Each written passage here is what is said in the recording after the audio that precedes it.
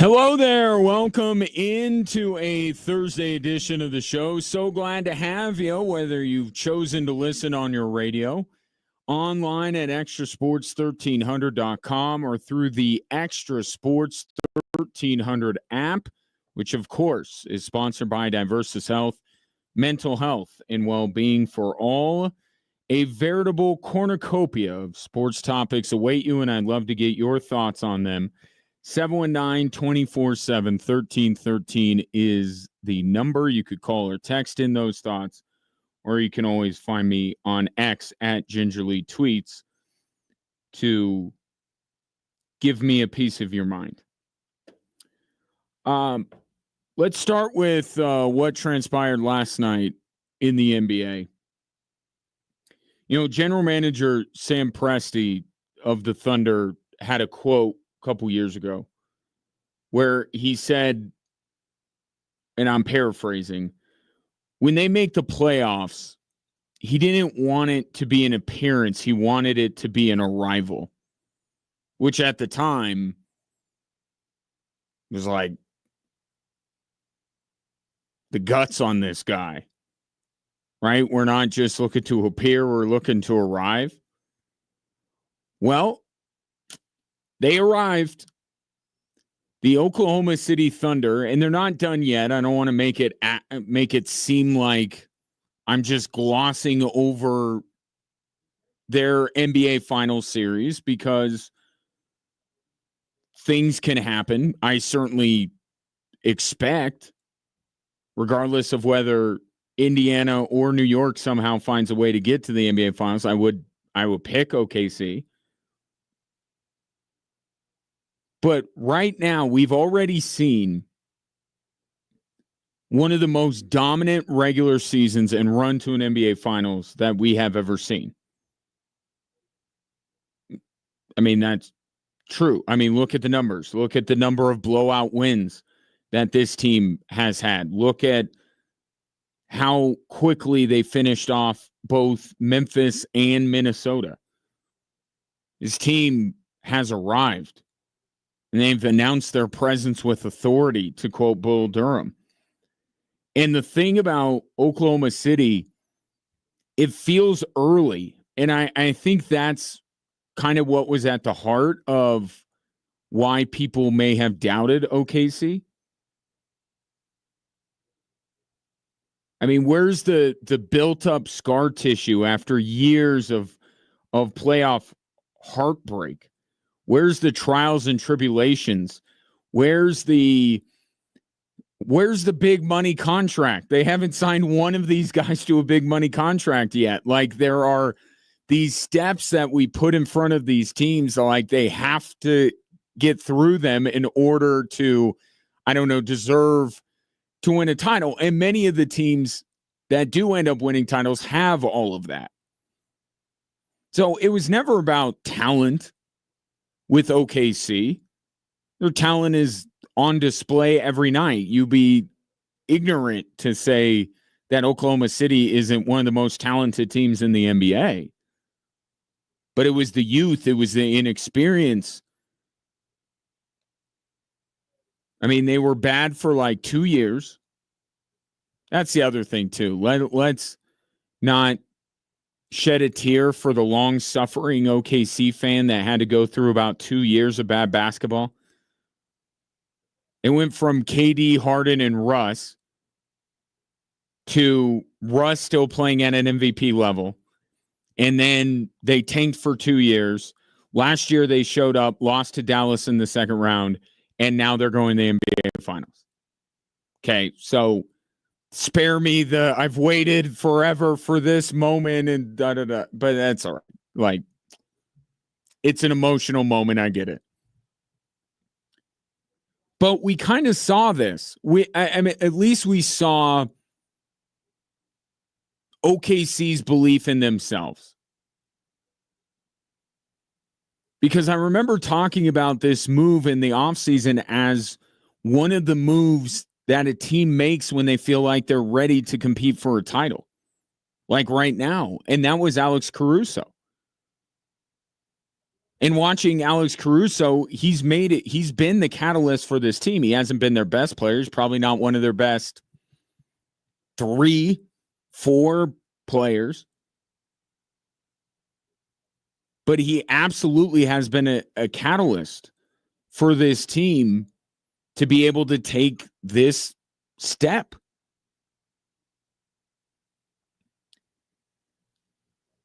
And I was thinking about this last night, mainly because there wasn't really much to digest from the actual basketball game because the Thunder were dominant from the get-go.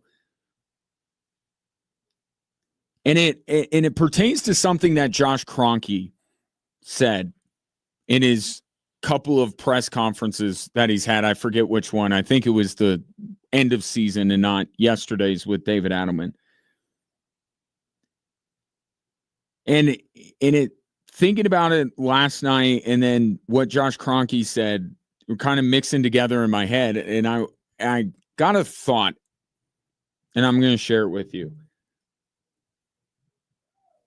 Is there an alternate universe where the Denver Nuggets are the Oklahoma City Thunder?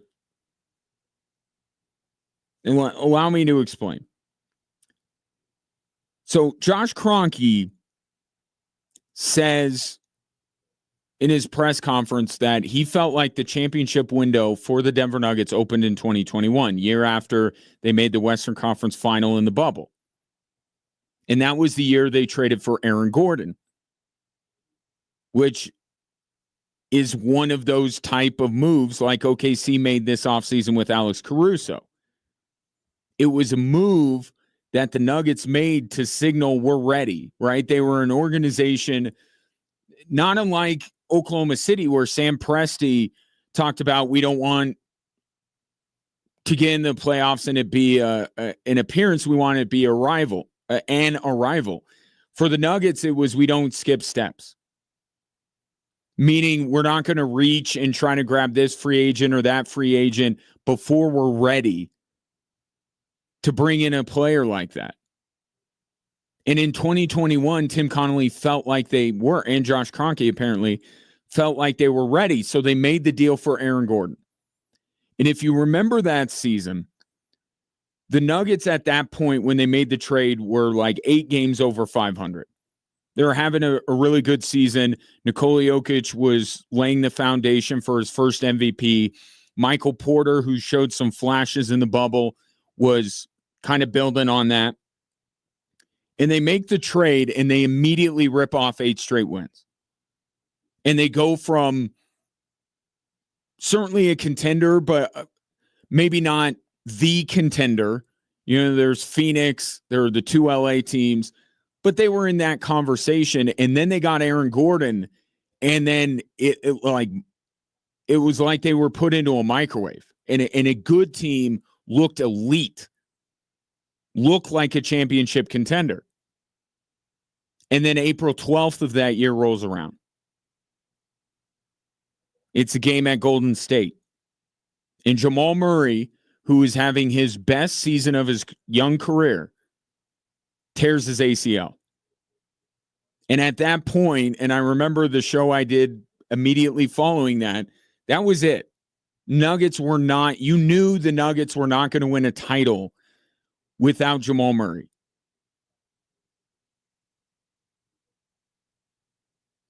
Still, ironically, and I think it just kind of goes to show how good that team was when they added Aaron Gordon. They actually proceeded to go like 10-2 over the next 12 games. Like they were still playing great basketball, but you just knew in the back of your head when the playoffs rolled around, it wasn't going to happen. And ultimately, they met their demise to the Phoenix Suns. And we all remember Suns and 4 guy. And so they don't have Jamal Murray that year. They don't have Jamal Murray the next year. And then they get Jamal Murray back and they win a title. A lot of people are focused on the what if of this year's team, right? We've heard all that. Well, we knew Aaron Gordon and Michael Porter. And now we're hearing about Russell Westbrook in his hand.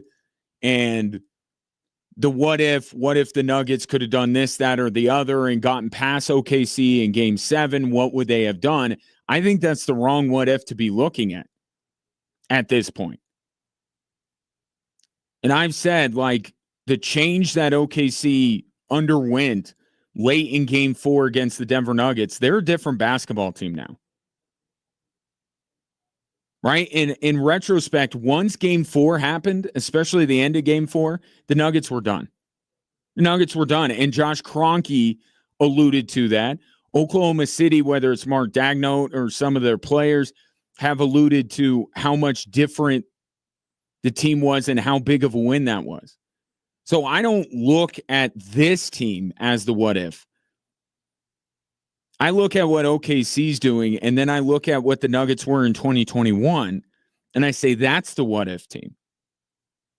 Because I look at the Nuggets now, and think about where they are. They're like on the downside, right? Their players are diminishing in value. Their roster has all these flaws in it from a construction standpoint because they've had to pay guys. And it seems like the window is closing. And I think it's because it is. But you look and say the Nuggets made one NBA Finals.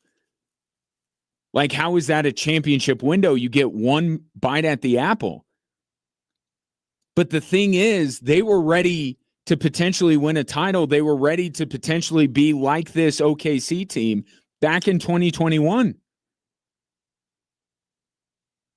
So even though they weren't going to win a title without Jamal Murray, you look at that team and the way they were constructed and the fact that they didn't have to give out all of these big contracts yet.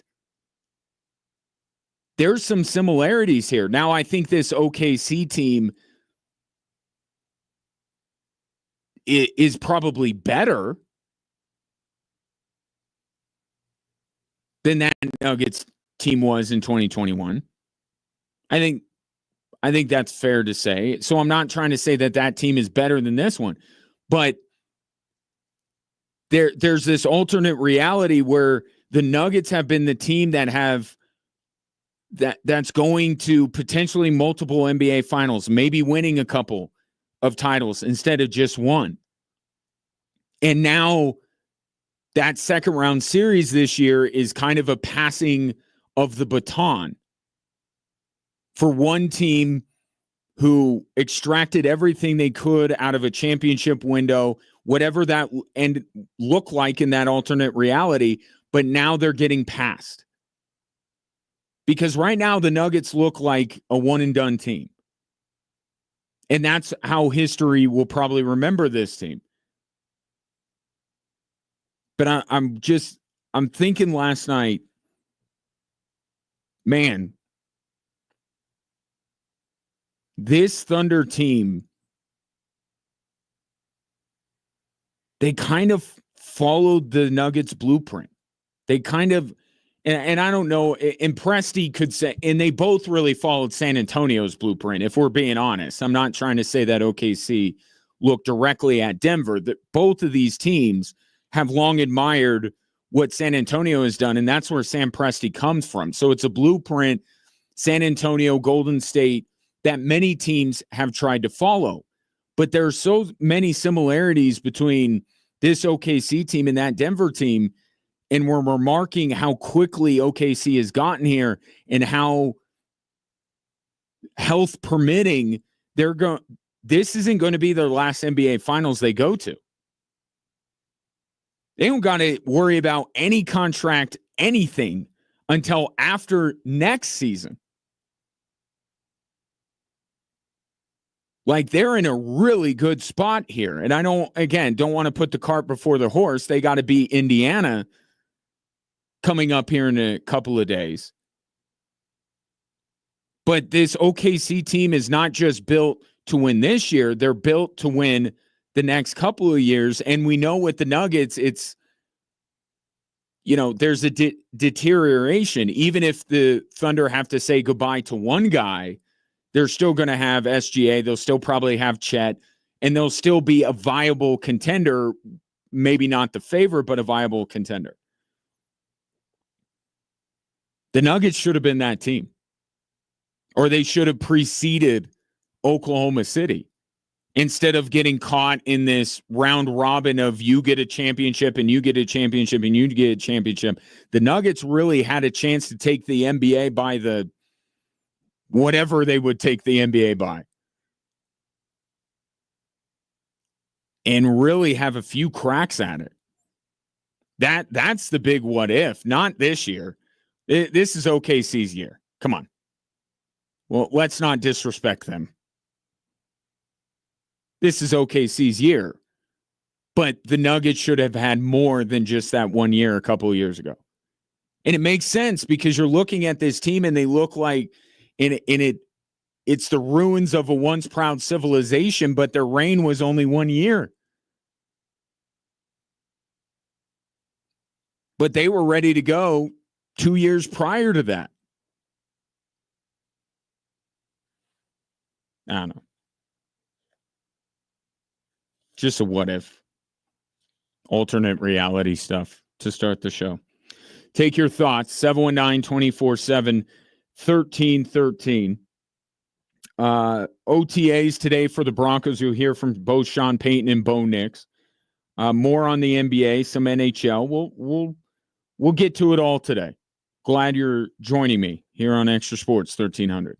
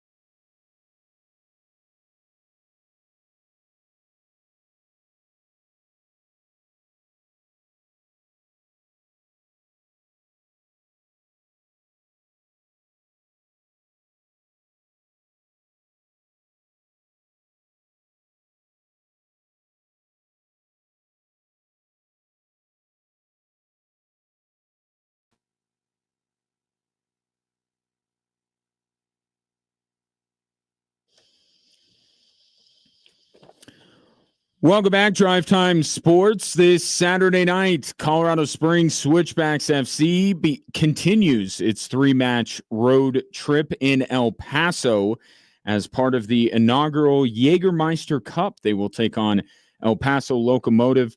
Joining me now is the head coach of the club. He is James Chambers. Chambo, different way to communicate, but I'm glad you're taking time nonetheless to join me. How are you? I'm doing well. Always a pleasure to catch up with you. Big Jägermeister guy, Chambo? Maybe when I was a lot younger. Let's talk about Orange County only for a minute because I want to be ever looking forward. What were you guys lacking in Orange County that we had seen the last couple of weeks after you got a couple really good results? Yeah, I think look, the goals we conceded were on us. Some sloppy moments that led to the concession of goals, and I don't think we were as locked in from a defensive standpoint as we had been over the last number of weeks. I don't feel like the performance on the ball was poor, but we didn't do enough in the final third to threaten and to create opportunities. That being said, I don't feel like Orange County were 3 goals in the game better than us, you know. Mm-hmm. What explanation did you get for why Anthony's foul there warranted a yellow card, which would indeed? Am I wrong in saying that in that moment? I don't want to get you in trouble, but just in a general sense, you know, aren't officials somewhat cognizant of the fact that somebody's already on a yellow card, and if we're going to give him another one, he better have earned it? Yeah. I look, we've had a couple of those calls this year that have gone against us, and look, I know the officials have a tough job. So look, we're not a group of people or an organisation that screams at every single decision that goes against us. But some of them have been very, very soft. My explanation was that it was a slap in the face as he went up to jump for the ball. I think it's very difficult to jump with your arms by your side like a penguin, and there was an exact same situation happened in the first half against Tejada. The centre-back Brewer comes through Tejada and nothing happens. So these things are happening, and look, like I said, we just got to get on. We're not trying to make any excuses, but it's pretty poor, some of them, and I don't feel like it's worth the time wasted having the conversations about the people who officiate the game. It should be about both teams. It really should be. And those guys who just officiate it should actually just officiate it versus trying to be it.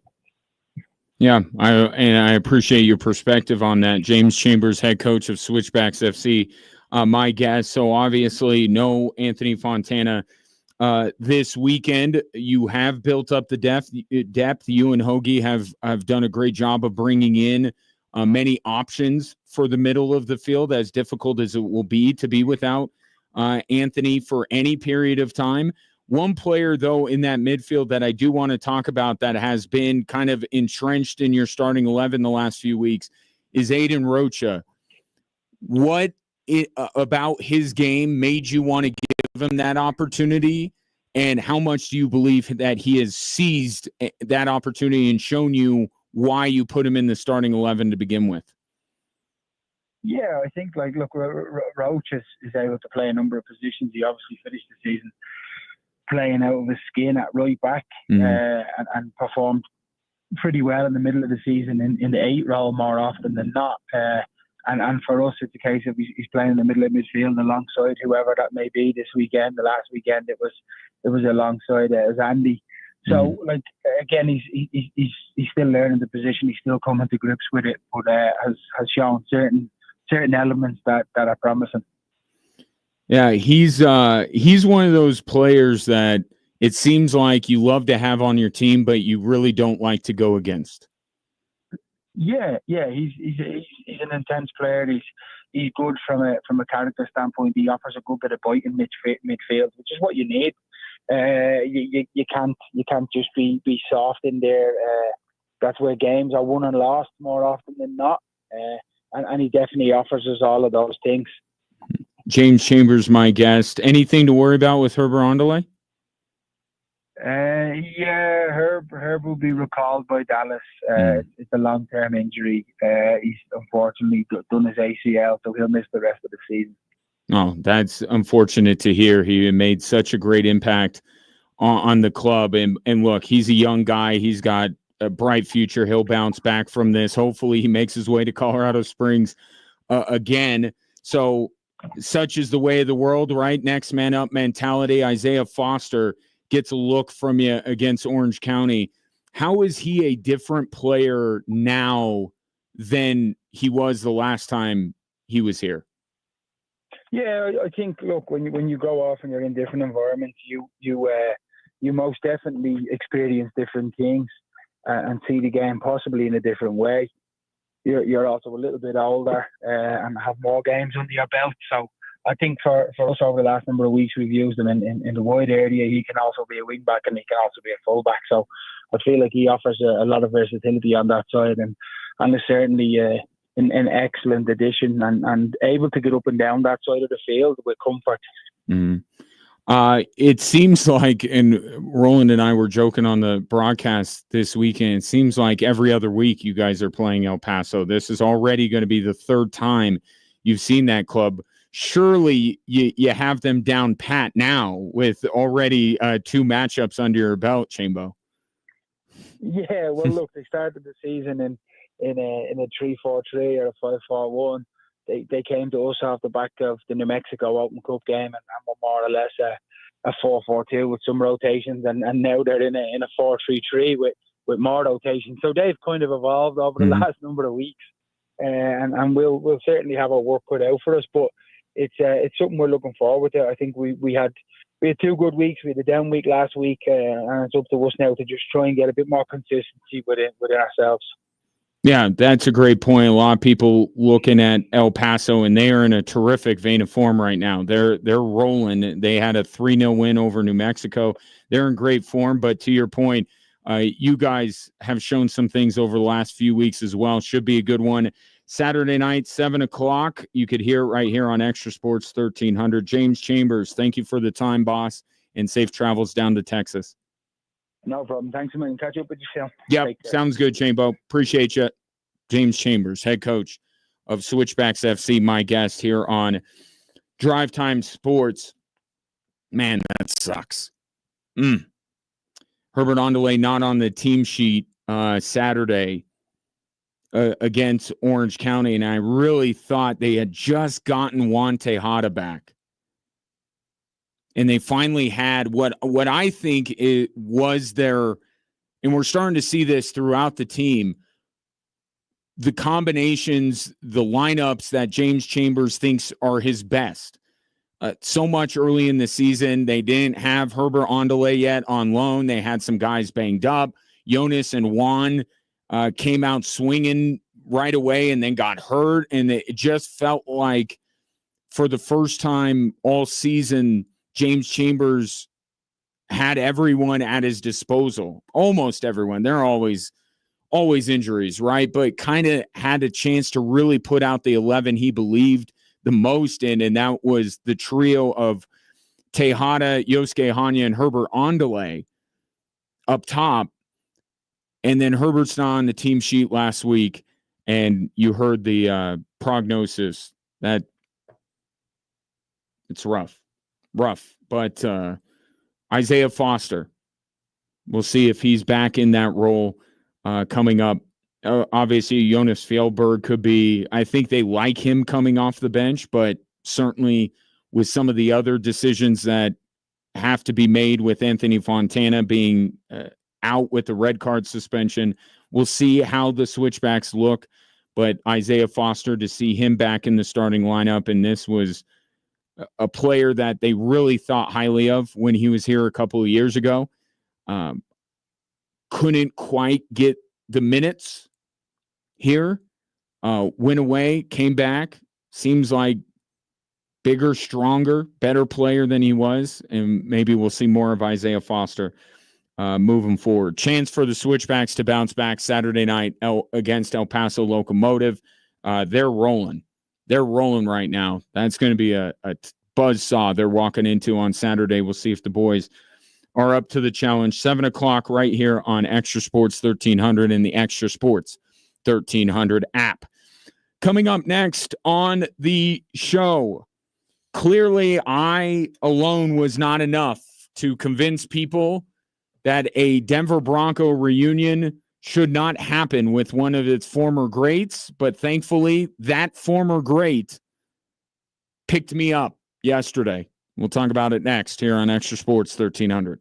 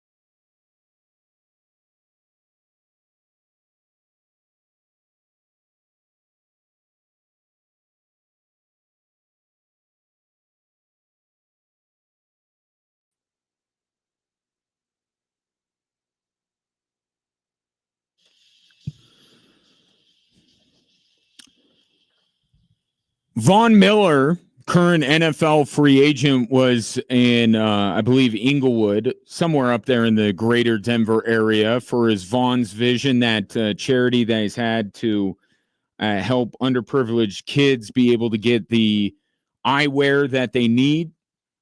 Unique charity. but he's done a great job with it for years. Started obviously here in Colorado with that. And of course, with him being in Denver and him looking for gainful employment, he was asked yesterday about the possibility of returning to the Denver Broncos. And he said it really doesn't make sense given what the team currently has. And then continued on and said, quote, and the guys underneath them come in and produce sacks too. And they play special teams. I'm not playing special teams. I'm 36 years old. I can say that. I probably won't be doing that this year, probably not. But the year after that, next year, we'll see what happens. And I have said for a while now that it makes 0 sense to bring Von Miller into this group. And I'm going to say this, and it's a compliment to the Denver Broncos. They are above feel-good reunions with past greats. You know what I mean? Like there's you reach a certain stage where your primary objective is to win and to sustain winning. And you don't need to do these kind of things just to get some more fans to show up on Sundays. Like the Broncos are beyond this. They're trying to take the next step here. And even if you believe that Von Miller still has enough left in the tank to be a factor for the Denver Broncos, which I don't know that I totally believe. I mean, where would Von Miller right now be on this depth chart? Would he be above Nick Bonito? Would he be above Jonathan Cooper? I mean, really, would he? I don't think so. Even if you thought he could be, what do you gain from this? Like Nick Bonito is getting ready to be paid a significant amount of money in a contract extension. They've already extended Jonathan Cooper. And they extended Jonathan Cooper, and they're getting ready to extend Nick Bonito with the idea that they are going to, in many ways, outperform their contract. I mean, we'll see what Bonito ends up with, but certainly Jonathan Cooper, these contracts that these guys are getting or will be getting is a bet for the future. This isn't a payment for services rendered necessarily. You want to lock up Nick Bonito long term if you're the Denver Broncos because you think that he's going to be even better this year and maybe even better the year after that. So you're bringing some stability to that room, getting guys that are going to be there in the long term, but are still young. And then you're going to bring this veteran on the downside of his career in to take snaps away from them.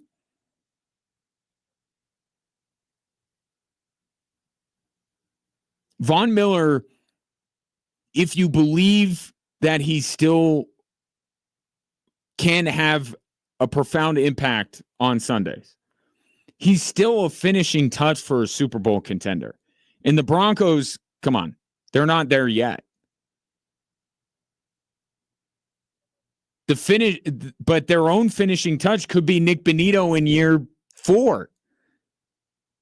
You know what I mean? Like just throwing Von Miller into a mix that already utilizes a lot of guys. It's not like they just run Cooper and Bonito all game long. The Broncos it's great that they're to this point and they are a legitimate playoff contender. But they still have some growing to do internally. And why you would stifle that, especially at that position. Like if you want to bring in, I saw Keenan Allen's name bandied about earlier in the offseason. Like, if you want to bring him in, the way I view this wide receiving core, go for it. It all depends on your belief in a position group. Like, I don't feel like the Broncos wide receiving core is that good, and I don't believe in the long-term futures of a few guys in that group, to be quite frank. But I do believe in a couple of the guys they have rushing the passer. Or at least I want to see more. Maybe Nick Bonitto doesn't become the next Von Miller, but it's worth finding out, in my opinion.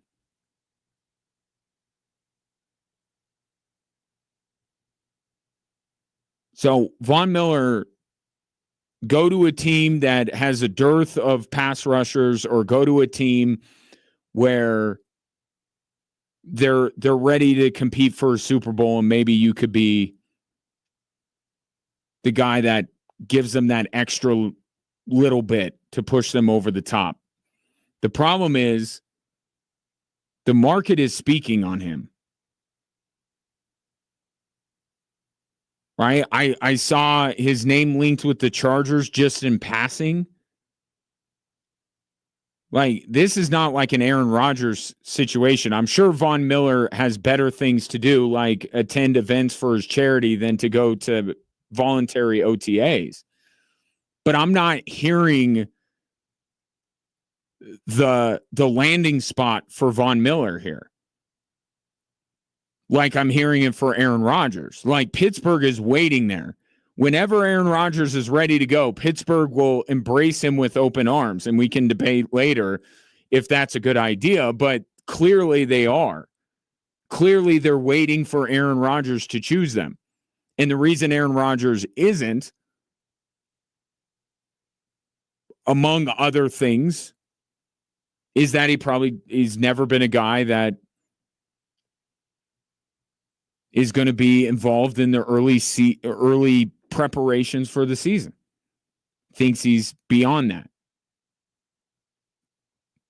Not getting the same vibe for Von Miller. I think it's that he's having a difficult time finding a team, which speaks to my earlier point, which is I don't think that Von Miller is the Von Miller of even a couple of years ago. And it's unfortunate because I look at the injury he's sustained in Buffalo. Like, at his age, having an injury like that, we do see this with a lot of players. They come back and they're not able to get back to 100%. And I think there's some of that happening with Von Miller right now. I remember the game he played when he first joined Buffalo, the game he played against the Chiefs. He was the difference maker. He was the game wrecker. And I thought he would be that missing piece to kind of push Buffalo across the finish line. That was a couple years ago, and then he gets hurt. And you just have a difficult time you never get all the way back when you're Von Miller's age. And I think that's playing into why he hasn't found a team yet.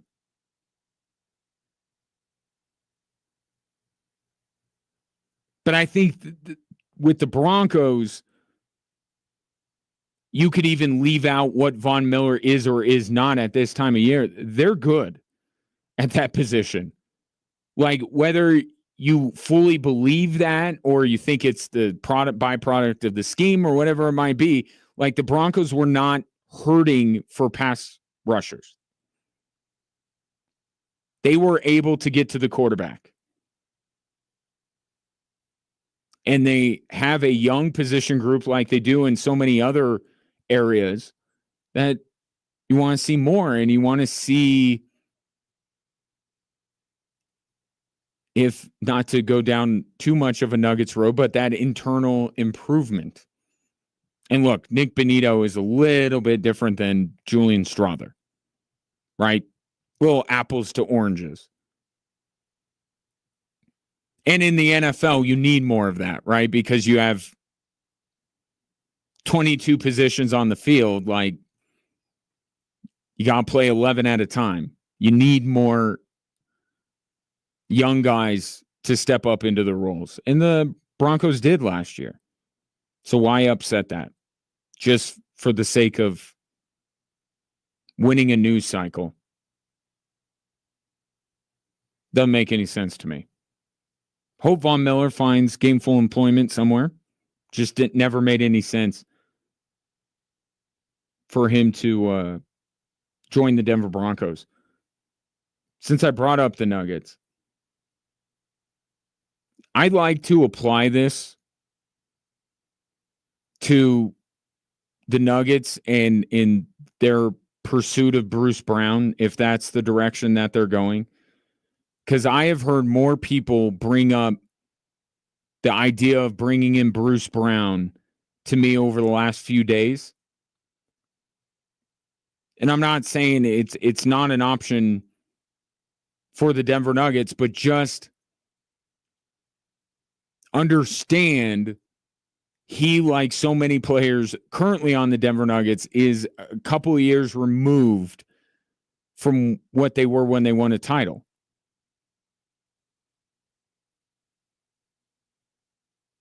You know, Bruce Brown cashed in with the Indiana Pacers, and then the Pacers decided to trade him so they could get Pascal Siakam, and they won the trade. So it would be great to have Bruce Brown back. Clearly, he still has a connection to Colorado and all the feel goods, but the idea that simply bringing back Bruce Brown because they weren't able to sign him a couple years ago will somehow resurrect the Denver Nuggets and unlock them because they're getting the band back together. It's the same faulty thinking as Broncos fans who want Von Miller back. Like, time passes and you find out things about these players. Like Bruce Brown, I mean, they could do worse for a veteran minimum guy. But to think that you bring in Bruce Brown and he's the Bruce Brown that helped you win a title, I don't know that guy's been around in Toronto and Indiana.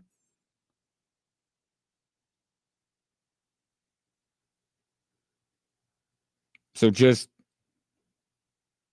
I see some parallels here. Like, again, how many elite players are going to be available for the Nuggets to sign for next to nothing? If Bruce Brown's willing to sign for next to nothing, then go for it. But that's hardly the only thing that the Denver Nuggets need to do if they're serious about getting this thing back on track and competing for a title.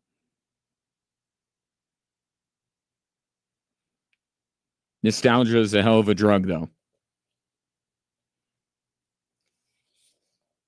I get it. It would be a great story. But would it actually translate to winning? Von Miller's case and in Bruce Brown's case, not so sure. 719-247-1313. Von Miller throwing cold water on the idea that he would return to Denver in 2025.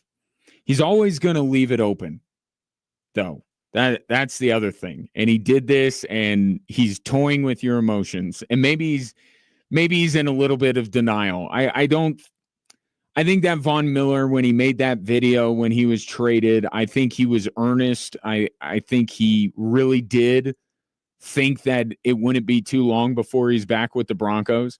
And then the Broncos couldn't get their stuff together. And he's like, yeah, no, I just went and helped the team win a Super Bowl. I'm not going back to Denver. I mean, could a reunion have happened before he went to Buffalo? Why didn't it? We didn't know what the Broncos pass rushing group was going to be. That would have been a better time. What did Von Miller decide to do? Go chase another ring, which at this stage of his career, he should be doing.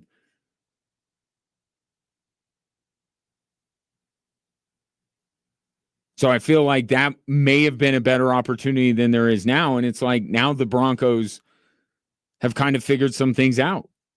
And they're good. They don't need that reunion. But it's funny how Von Miller, he won't shut that door.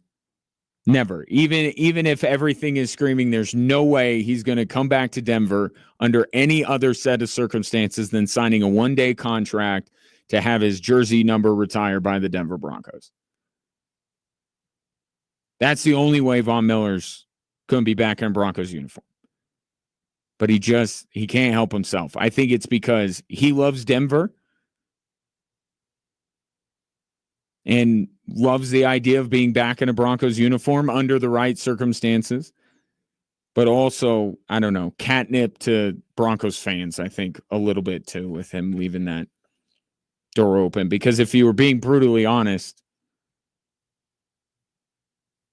a couple years ago, it would have been, no, Broncos aren't anywhere close to winning a title, and I can go to Buffalo and win a title. Like, he loves Denver, and he has loyalty to the Broncos organization, but the most loyalty he has is to trying to win. And now it's funny that it's kind of flipped a little bit where maybe he can't impact winning as much as he used to, and now the Broncos are ready to win and have won to some extent. But Von Miller, cracking jokes, doing good in the community, leaving the door open to one day being back in a Broncos uniform. 719-247-1313. Coming up next, let's talk about the Broncos on the roster now. Notably, their quarterback, Bo Nix, spoke today after OTAs. How is he going to combat the fact that he is now a known commodity throughout the league?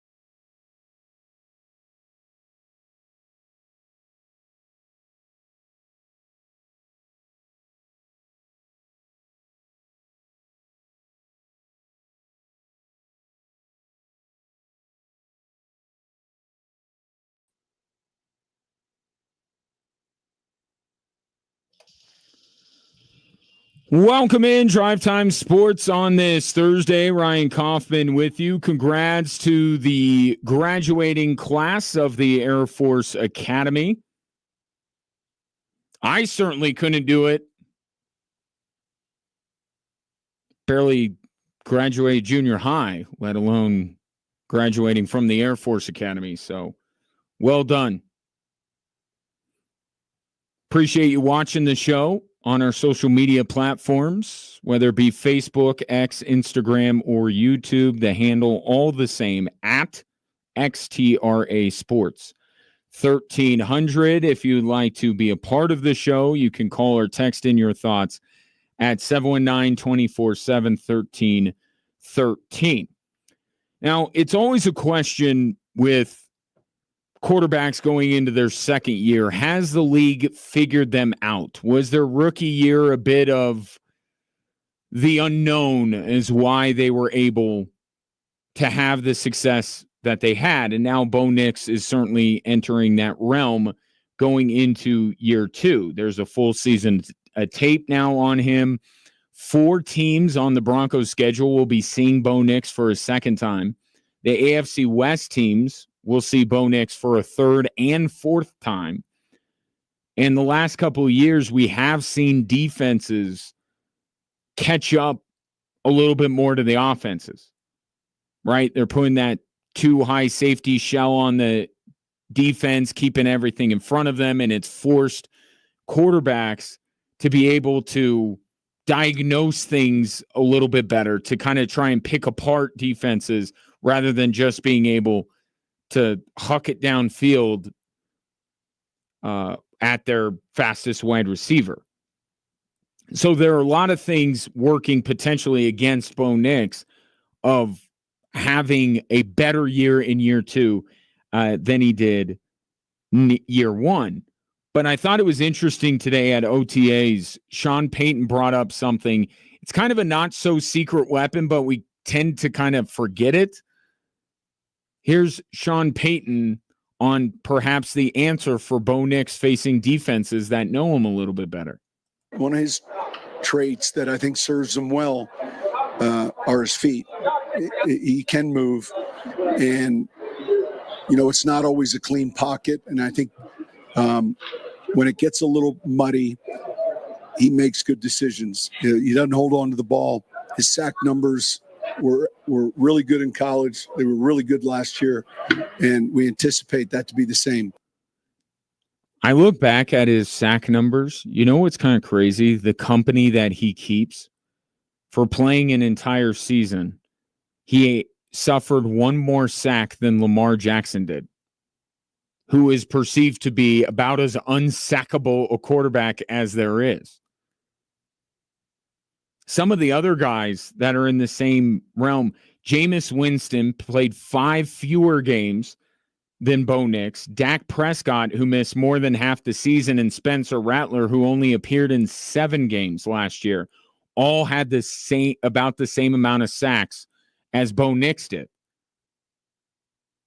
Now, a lot of credit has to go to the offensive line, which is one of the better offensive lines in football. But to Sean Payton's point, how many times did we see Bo Nix keep a play alive, extend a play, be able to get rid of it, or just flat out run?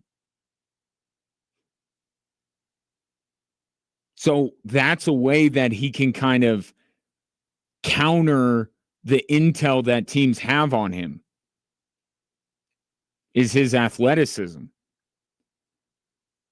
And even if defenses have figured him out a little bit more, they're going to have to cover for longer because Bo Nix will be able to buy time with his legs. Now, the thing about that is that I don't know that Sean Payton wants Bo Nix carrying the ball more than any other quarterback in the league not named Josh Allen, which was the case last year.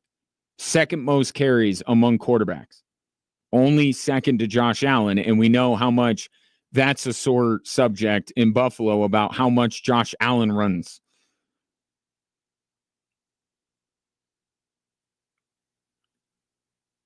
But I think that Sean Payton would want Bo Nix in year two to use his legs to simply extend plays and be able to ultimately throw the ball down the field. And that's where somebody like Evan Ingram would help out a lot.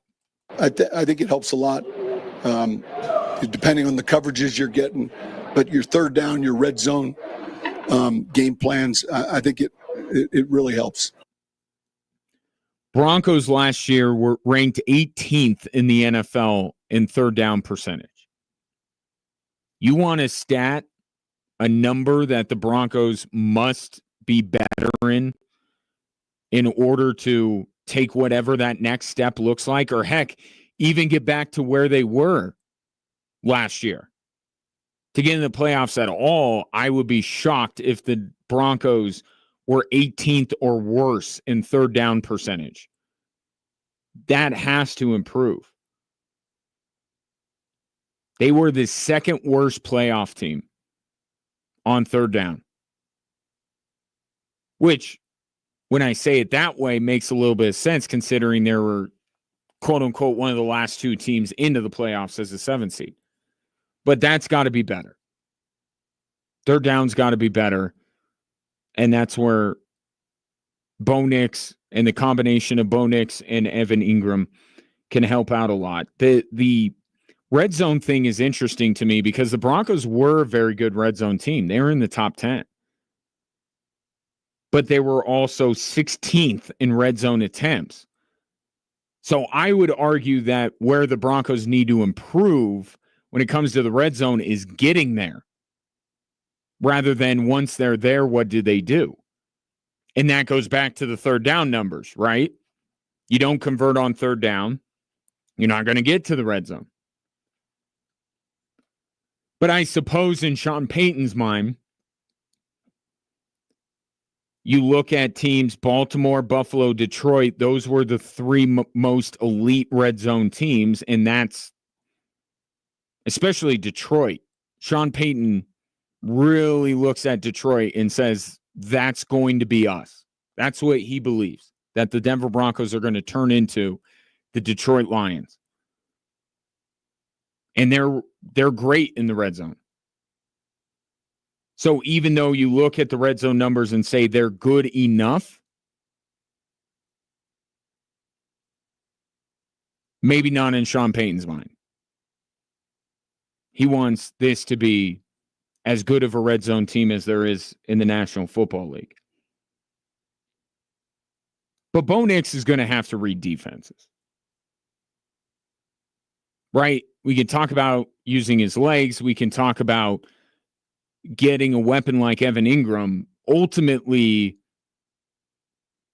what will tell the tale of Bo Nix in year 2 is his ability to read defenses a little bit better. And we saw this. He kind of put the ball in harm's way sometimes, which young quarterbacks are prone to do.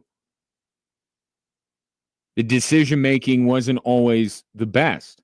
And there were times where it looked like he didn't see certain things on the field. So that's going to have to be better. Now, what can help is kind of the flip side of my original thesis about defenses knowing Bo Nix a little bit better. Bo Nix has an opportunity to know defenses a little bit better. When you go up to the line of scrimmage, you want to be only thinking about the defense, only processing and reacting to the defense, not, maybe the footwork or the motion or the timing or whatever that I'm doing. So that, I feel like, process is eliminated, and now I can focus on a lot more of the defense.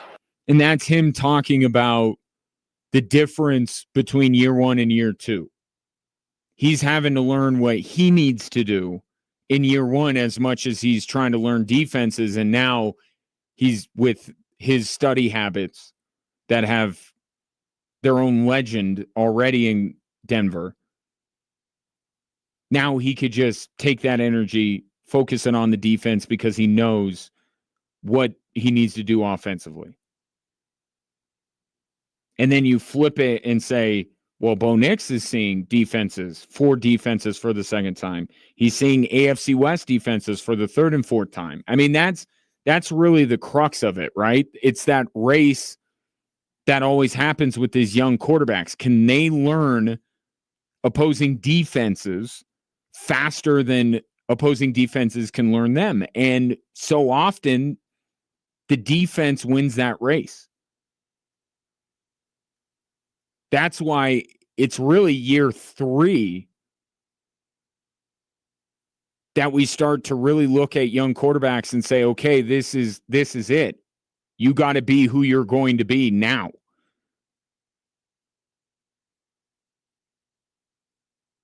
So can Bo Nix learn defenses faster than defenses can learn him? That will go a long way to showing whether Bo Nix is going to progress or regress in year 2. And you think about some of the names of young quarterbacks who are coming off of decent first years, like Bo Nix. Bo Nix had a good, by every metric, a good rookie year. Quarterbacks who have taken a good rookie year and turned it into a good second year: Andrew Luck, Justin Herbert, Josh Allen, Russell Wilson. Conversely, here are quarterbacks that had good rookie years, weren't able to follow it up: Baker Mayfield, Mac Jones, Justin Fields, and RG3. And of course, RG3, we know the way ultimately his second year ended. But even before that debacle with the turf in Washington, RG3 was not following up the season that he had. So right now, I guess the litmus test is, which group do you believe Bo Nix to be in more? Luck, Herbert, Allen, Russ? Or Baker, Mac Jones, Justin Fields, and RG3?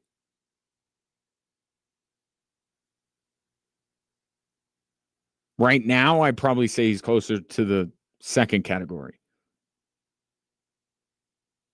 But that's what year 2 will show, right?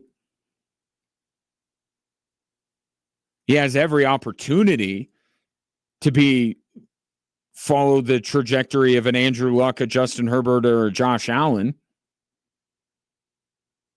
But that's kind of one of the two groups that we'll be talking about him falling into after this season is over. And first and foremost, it's about his ability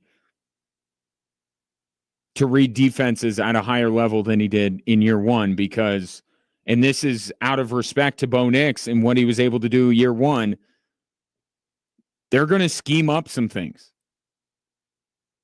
Right? It's not going to be vanilla base coverages. Bo Nix has people's attention around the league. And they're going to try and make it even harder for him. To that end, Bo Nix talked about getting hyped up by a lot of people. A lot of people know the name Bo Nix, believe that he's on a trajectory to be a franchise quarterback.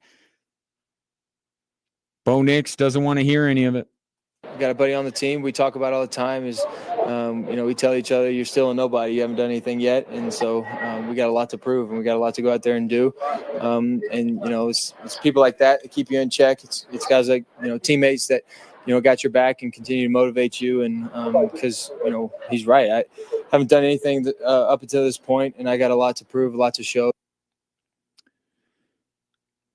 And he does, and he will. We ask the most out of franchise quarterbacks. And simply picking on bad teams and finding your way as the 7th playoff team, he's not going to be able to keep doing that.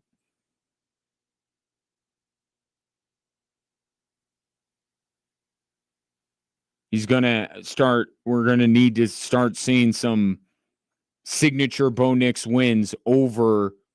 He's going to have to start out playing his counterparts. Right? That's really what it's going to be, right? Because if he outplays his counterparts, the quarterback on the other sideline, then the Broncos are probably going to win that game. But last year, as Bo Nix went against upper echelon quarterbacks, the Denver Broncos went. Cincinnati, LA, Baltimore, Buffalo. If Bo Nix is going to elevate and move up these lists, he's going to have to go toe-to-toe with some of the guys ahead of him on these lists and beat them. And we didn't have any of that last year. 719-247-1313, your expectations for Bo Nix in year 2. Speaking of delivering on my promise of yesterday, at the end of the show, we were talking about where Bo Nix was ranking. People were getting really upset about where Bo Nix was listed. And I said, you know what? I'm going to make my own list because it's easy for me to point at somebody else's list and say they got it wrong. Well, how would I do it differently? So I have my list of every quarterback in the NFL. Where does Bo Nix rank on my list and where would he on yours? Think about that. In the meantime, I do want to talk a little Nuggets because there was something yesterday that caught my ear where one of the first things David Adelman did as the head coach of the Denver Nuggets, not the interim head coach anymore, the just head coach, one of his first things he did was call out a player. And he did it with that player in the room. Who was it? I'll tell you next on Extra Sports 1300.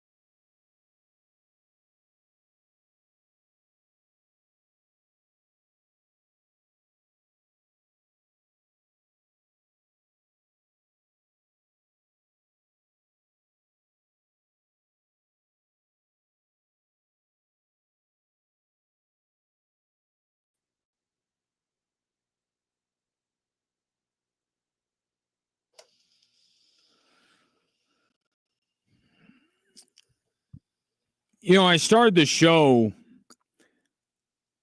by wondering if it hadn't been for Jamal Murray's ACL tear back in 2021, whether the Denver Nuggets would be looked at like this Oklahoma City Thunder team, maybe arriving a bit sooner than expected, although the Nuggets did go to the Western Conference Finals in the bubble. They were one step away from going in NBA Finals then. But just a lot of the talk around this OKC team was how young they are, and they don't have to worry about big contracts just yet.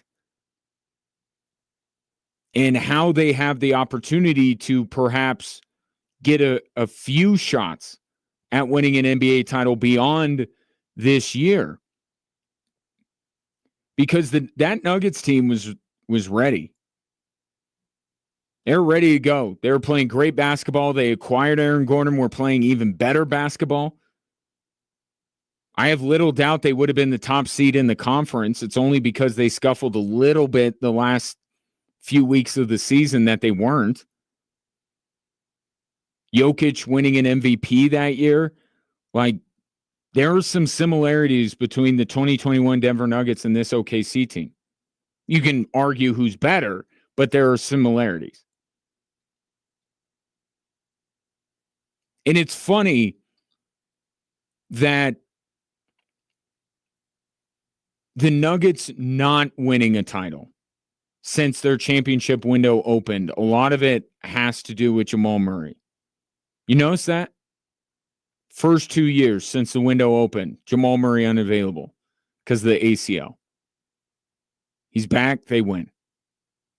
Last 2 years,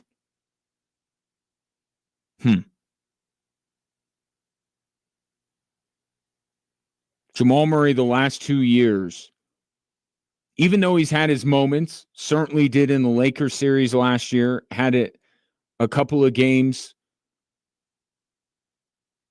in this year's playoffs. So like that player, parts of that player still exist. But neither of these playoff runs have been nearly as impressive as he was in 2023. And you know where we were about a year ago. Postseason press conference, Josh Kroenke, Calvin Booth, Michael Malone. One of the big takeaways was their mutual challenge to Jamal Murray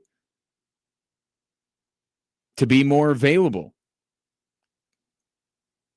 to try to maintain his body to the point where injuries are not as much of a factor with him.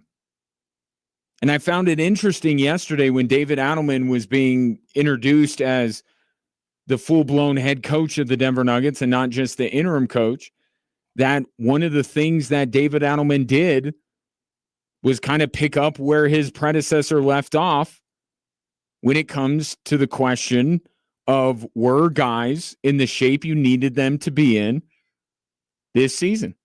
No, I think we can come back better. I think we can come back more ready to start the season.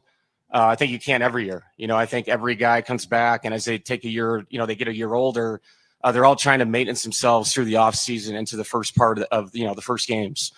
I would love for us to come back, more ready to go. Because I think the thing that's funny is the year we won the championship, yes, it was a totally different conference.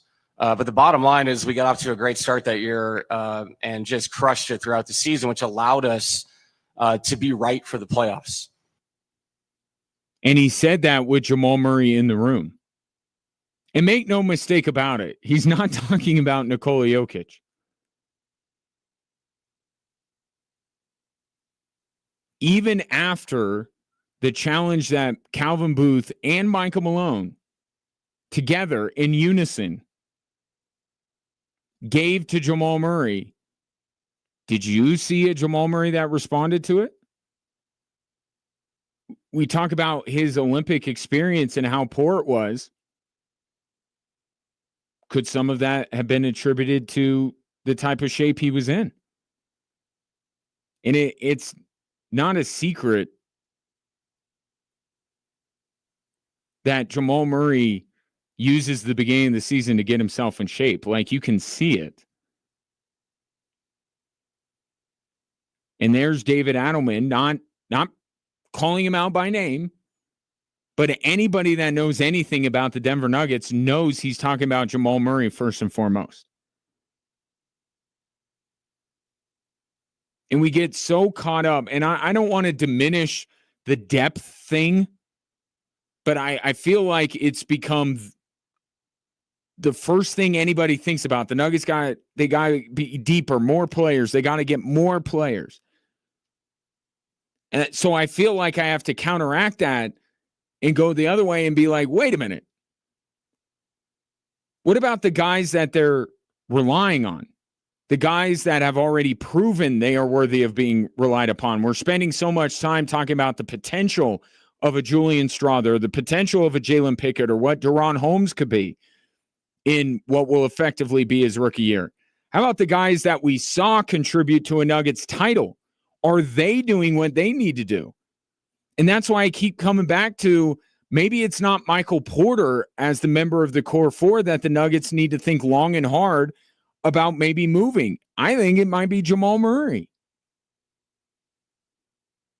Because it starts with him and Jokic. I said this during the OKC series. None of this other stuff that we're talking about with the Denver Nuggets is going to work if Jamal Murray and Nikola Jokic aren't arguably the best duo in all of basketball. And as every day that goes by, every season that goes by, it's less and less true. They were the best duo in the league 2 years ago. I don't know if they are now. And that's not number 15. That's not Nikola Jokic.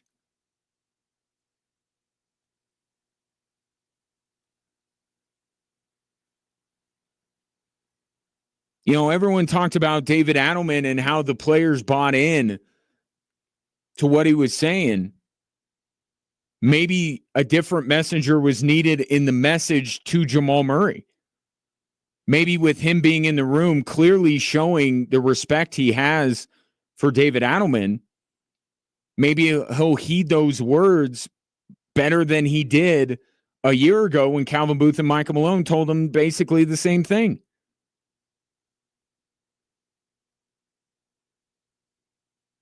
It starts with Murray and Jokic, and then it's everything else.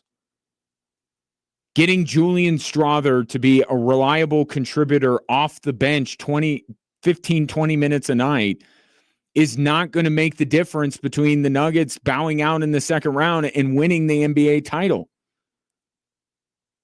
Jamal Murray being the player he was 2 years ago can be.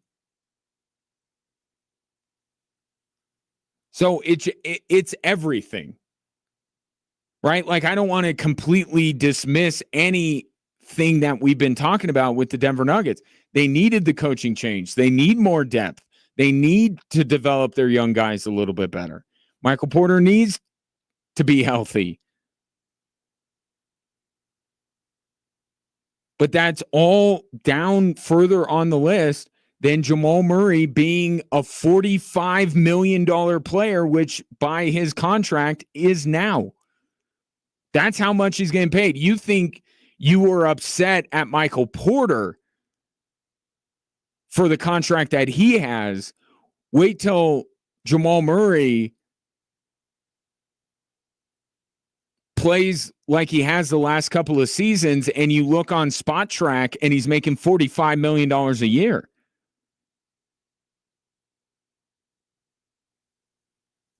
The curse of higher expectations when you get paid, it doesn't just go to Michael Porter.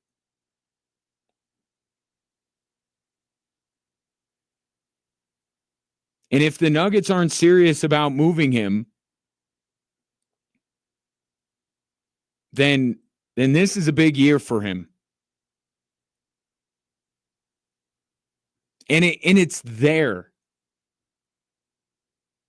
right? I mean, that's the big frustration with the Jamal Murray is that you see the flashes. Like that player is still there. He still exists. But the lack of consistency is incredibly frustrating.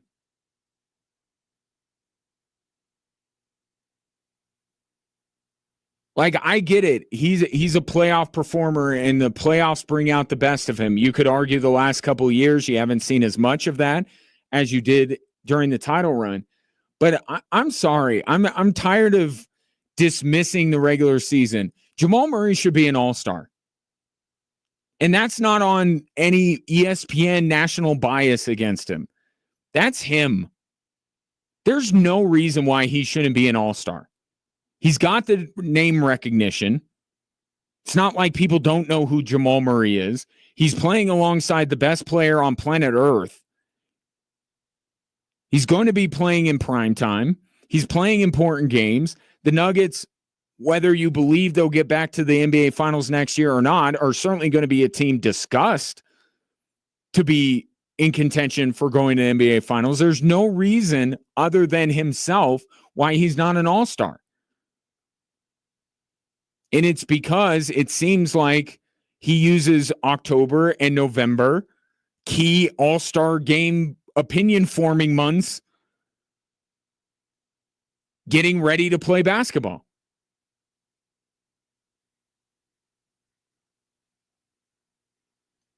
So here's, I don't know if it's a proclamation because I don't know if it's going to happen.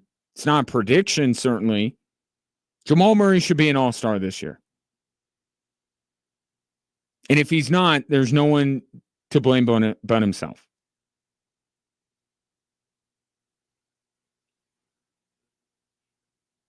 And you can't tell me that the Nuggets don't feel this way. David Adelman just said what he said yesterday. Who could he possibly be talking about outside of Jamal Murray? 719-247-1313. Coming up next, Bo Nix entering year 2. Where does he rank on my list of the best quarterbacks in the NFL? Or just the quarterbacks in the NFL? That's next here on Extra Sports 1300.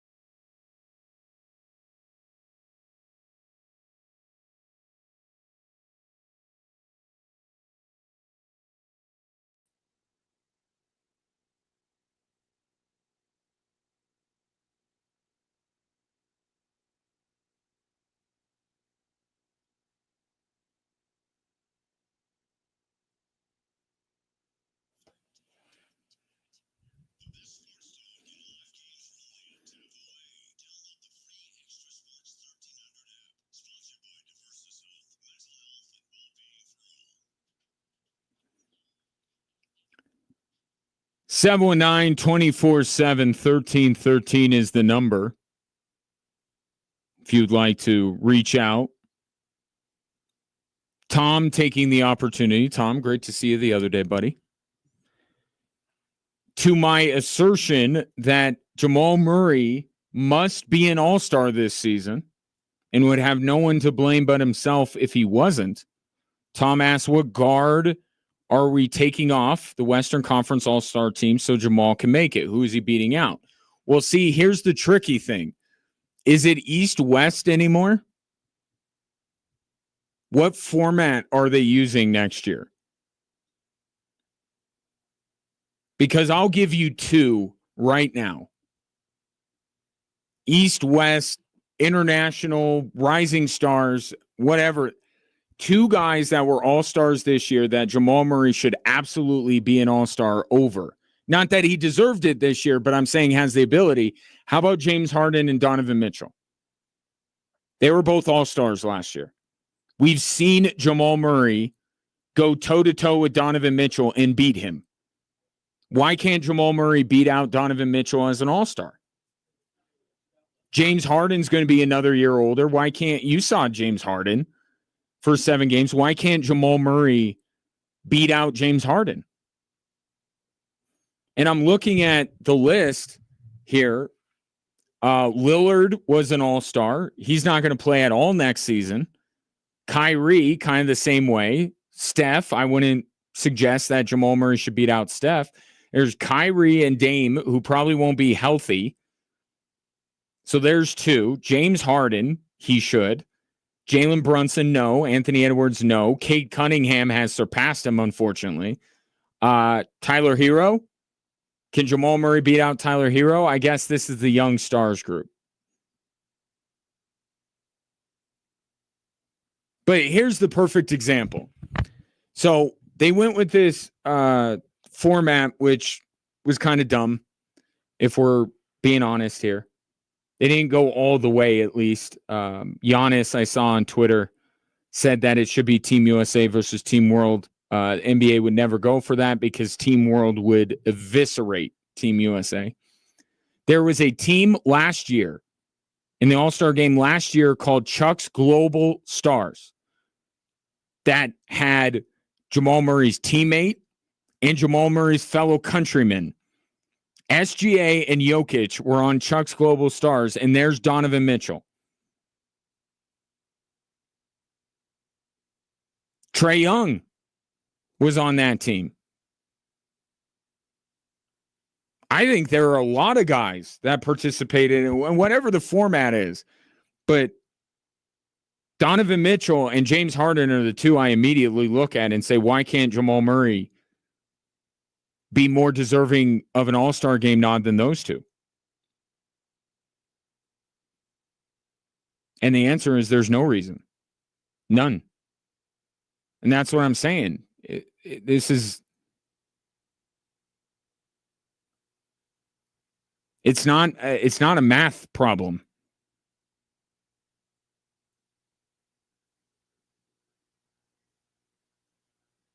Jamal Murray should be among the elite guards in the NBA. He just should. They're paying him like one.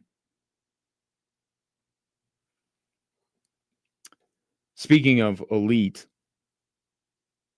so yesterday we ended the show by bringing up, and we kind of unearthed something because I went in just talking about how people are all getting all bent out of shape because Bo Nix isn't as high on these quarterback lists as they'd like him to be, which I thought was completely ridiculous because Bo Nix already is a top 10 quarterback in the NFL. Like, get out of here.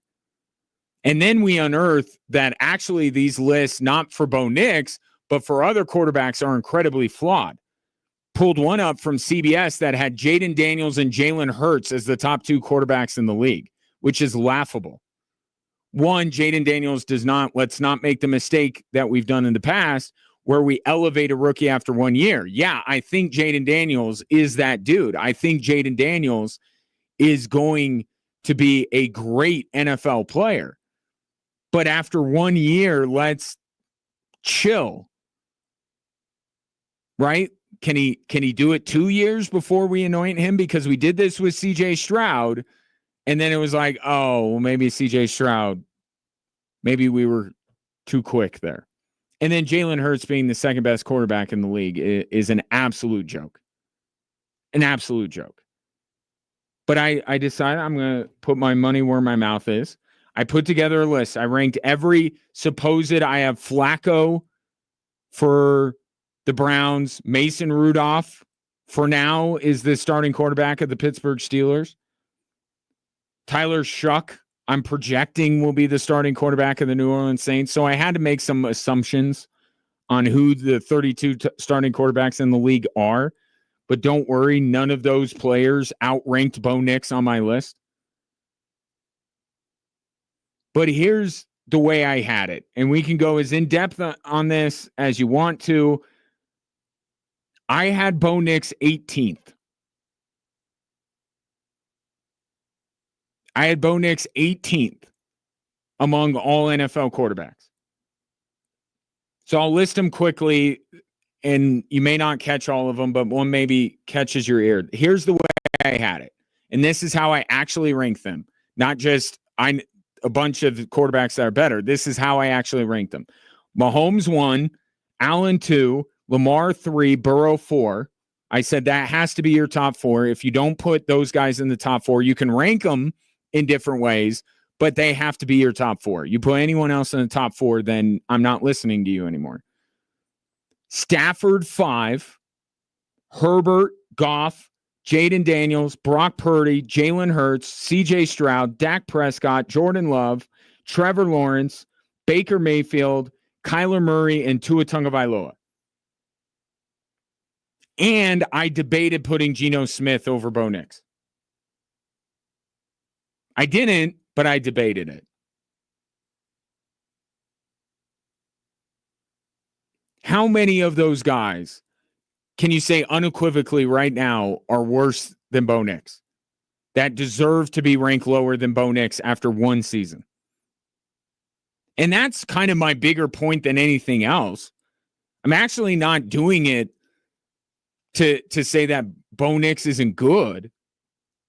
I'm saying it to say after 1 year, he deserves to be vaulted over some of these guys who have had success for multiple years in the NFL. He wasn't that good last year. I think that's fair. 18th. And I'll tell you, the upward trajectory, let's say Bo Nix hits, he could easily pass Tua and Kyler and Baker.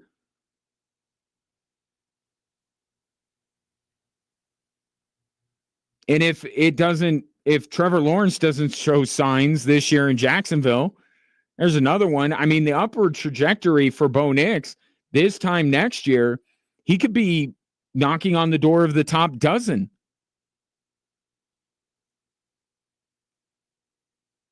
But he's not there right now.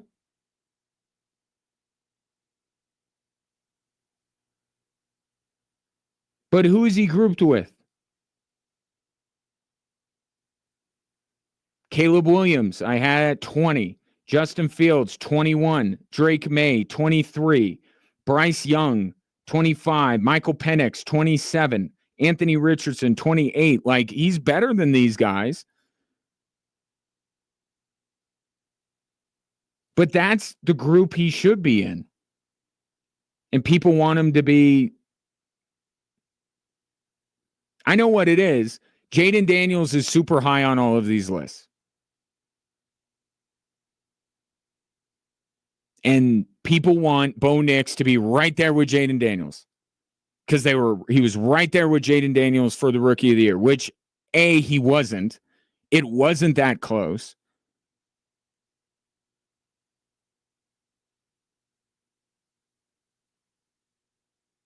And B, there are a lot of other quarterbacks that can fit in between where Jaden Daniels was as a rookie and where Bo Nix was as a rookie. I'll say that Bo Nix is closer to the top 15 than the bottom 10 or the top 12 versus the bottom 12. If I mapped it out, and I don't see how many of those guys you could honestly put Bo Nix over at this point. One season.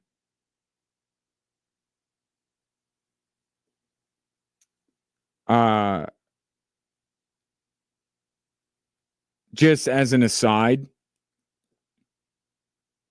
not that I took any pleasure in this, but I just feel like this is the truth, and I want to. Cam Ward and J.J. McCarthy have not played a down of NFL football, and I still felt 100% comfortable ranking them above Mason Rudolph. Just wanted to add that one to the mix. Tyler Shuck I have at the very bottom. Feel pretty confident in that. And then what? And I didn't even list Aaron Rodgers.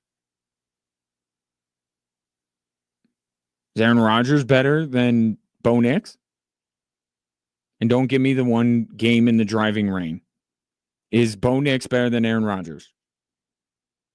Not right now. 18th. It's good. Good spot. Proud of the list.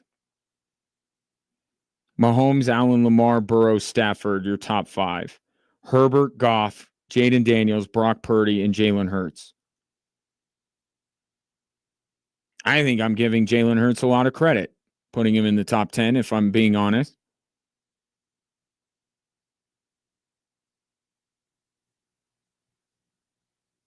So I did it. I said I was going to do it. I did it. Bo Nix, 18th best quarterback right now in the NFL. Quarrel with the list if you must. 719-247-1313.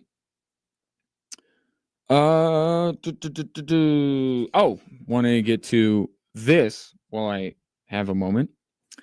Talk about low T center.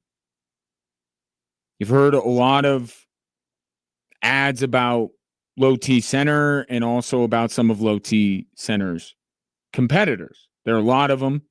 It's a hot space to be in right now. But I'm here to tell you that if you're looking for TRT, testosterone replacement therapy, you would be wise to go to low T center first and foremost. Don't waste time and money with low quality online TRT that charges you over $100 just to start. Just to start. You don't even know if you need it yet, and they're charging you $100. If you visit Low T Center's TRT experts, they'll give you a free consultation and a free test. And then you'll know if you need TRT, and then you go from there. That seems fair. Treatment is personalized to your body, and most major insurance is accepted. And with the freedom to choose if you want in-center care or at-home treatment, you're in control of your health. And right now, if you're looking to lose weight as well, you could get a free B12 shot when you start prescription treatment. Offer is limited. You got booked now at fixmylowt.com. That's fixmylowt.com. Coming up next, the 3 stories that are driving the show and a report. Maybe there is hope that Brock Nelson will be an Av this season after all.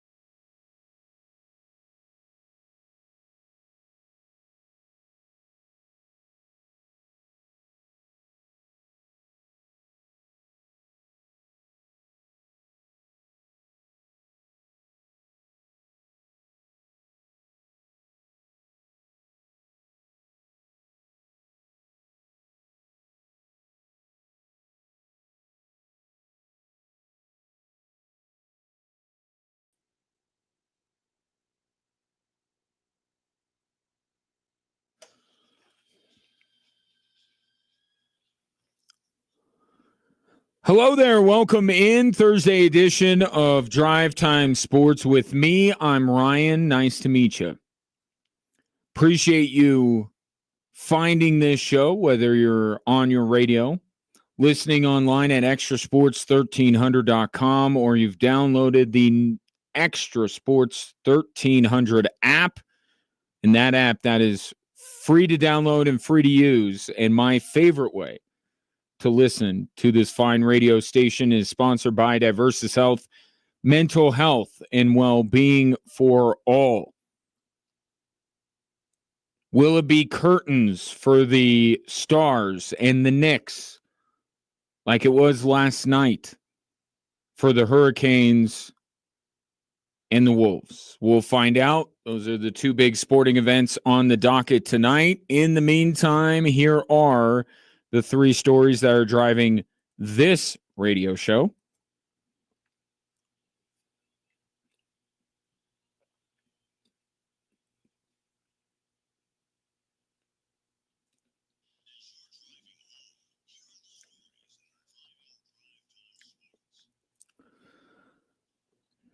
All right.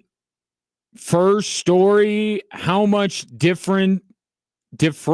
how much of a difference a year makes. You get what I'm trying to say. But just the processing, understanding of what we're doing in and out of the huddle, these 3 days, as you're watching each decision, they're where you want the ball to go. I think it's entirely different. That is a horse Broncos head coach, get it? Sean Payton today talking about what difference he sees in Bo Nix. It's not new for Bo Nix anymore. The verbiage, the play calls, the personnel, for the most part. There's some new teammates, but there's a lot of the same with Bo Nix, which will allow him to be better. He talked about, Bo Nix did, about how now he could just focus on reading the defense instead of worrying about, the play calls. Remember when the long play calls kind of had the Broncos coming out of the huddle a little bit later than Sean Payton would like? Knowing where he's going to go with the football, it's more second nature to him in Sean Payton's mind, which is good because the flip side of this is that defenses know more about Bo Nix. Bo Nix is old hat to them now. They have a full season of game film. 4 teams on the Broncos schedule are seeing Bo Nix for a second time. AFC West teams are seeing him for a third and fourth this season. So it's great that there's all of this stuff that Bo Nix doesn't have to worry about now because he has a full season under his belt.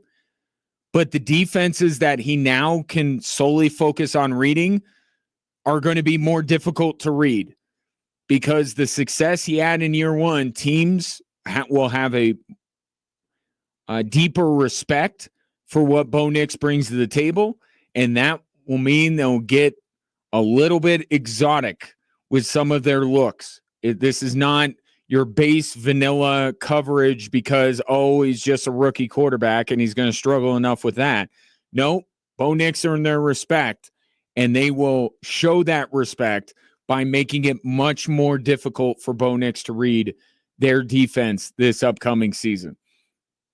So it's good that there's the continuity. It's good that he has the year under his belt because his job, as jobs get for second-year quarterbacks, becomes much more difficult. And that's why we've seen more quarterbacks take a step back in year 2 rather than take a step forward. You have the Andrew Lucks, the Justin Herberts, Russell Wilsons, Josh Allens, all these guys built on whatever they did in year 1, while a Mac Jones, an RG3, who was the other one I had on my list? Justin Fields were quarterbacks that took a step back in year 2. Zach Wilson. I could go down the list. There are more quarterbacks in year 2. CJ Stroud even was a player that you could probably say wasn't as impressive as he was in year 1. So the odds are actually stacked against Bo Nix being better than he was a season ago. It doesn't mean that all hope is lost, that Bo Nix can be a franchise quarterback, because that's where year 3 comes in. This is not, year 3 is the most important year. We're building towards the most important year of Bo Nix's career. Good year 1. Year 2, it's going to be difficult for him to add or build upon that success. And then it's, okay, now you throw your counterpunch in year 3 and become the quarterback that you're supposed to be. But it's not a foregone conclusion that he's not going to have as good of a year. Really, it becomes a race between Bo Nix figuring out NFL defenses and NFL defenses figuring him out. And now they both have experience with the other. It's just that race tends to be won by defenses when it comes to quarterbacks in their second year. And we'll see if Bo Nix can be in the better group after year 2. Story number 2. No surprise here. Oklahoma City Thunder moving on to the NBA Finals, and in dominant fashion, which makes sense. It tracks, because with that blowout win last night, they have the most blowout wins. What did I see? The most wins by 10 or more in NBA history?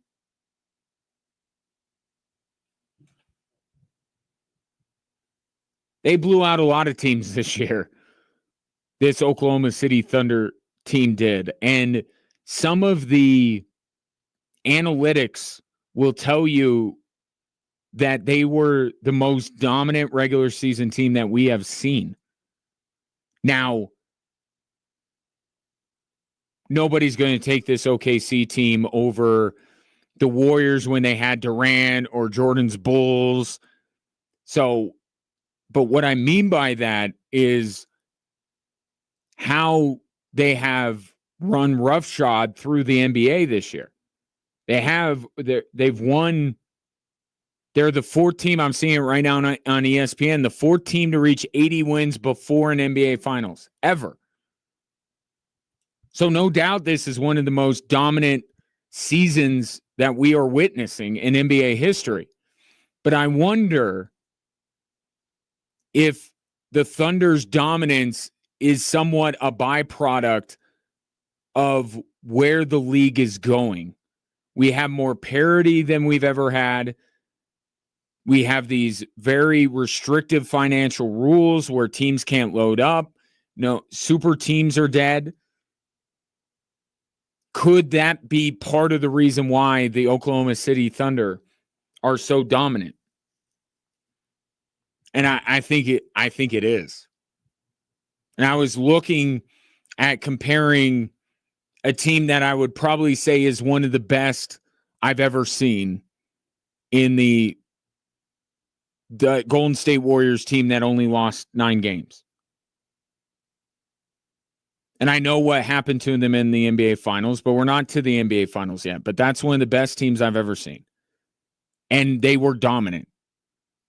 Some of the other teams they had to go through are better than the teams that Oklahoma City gone through.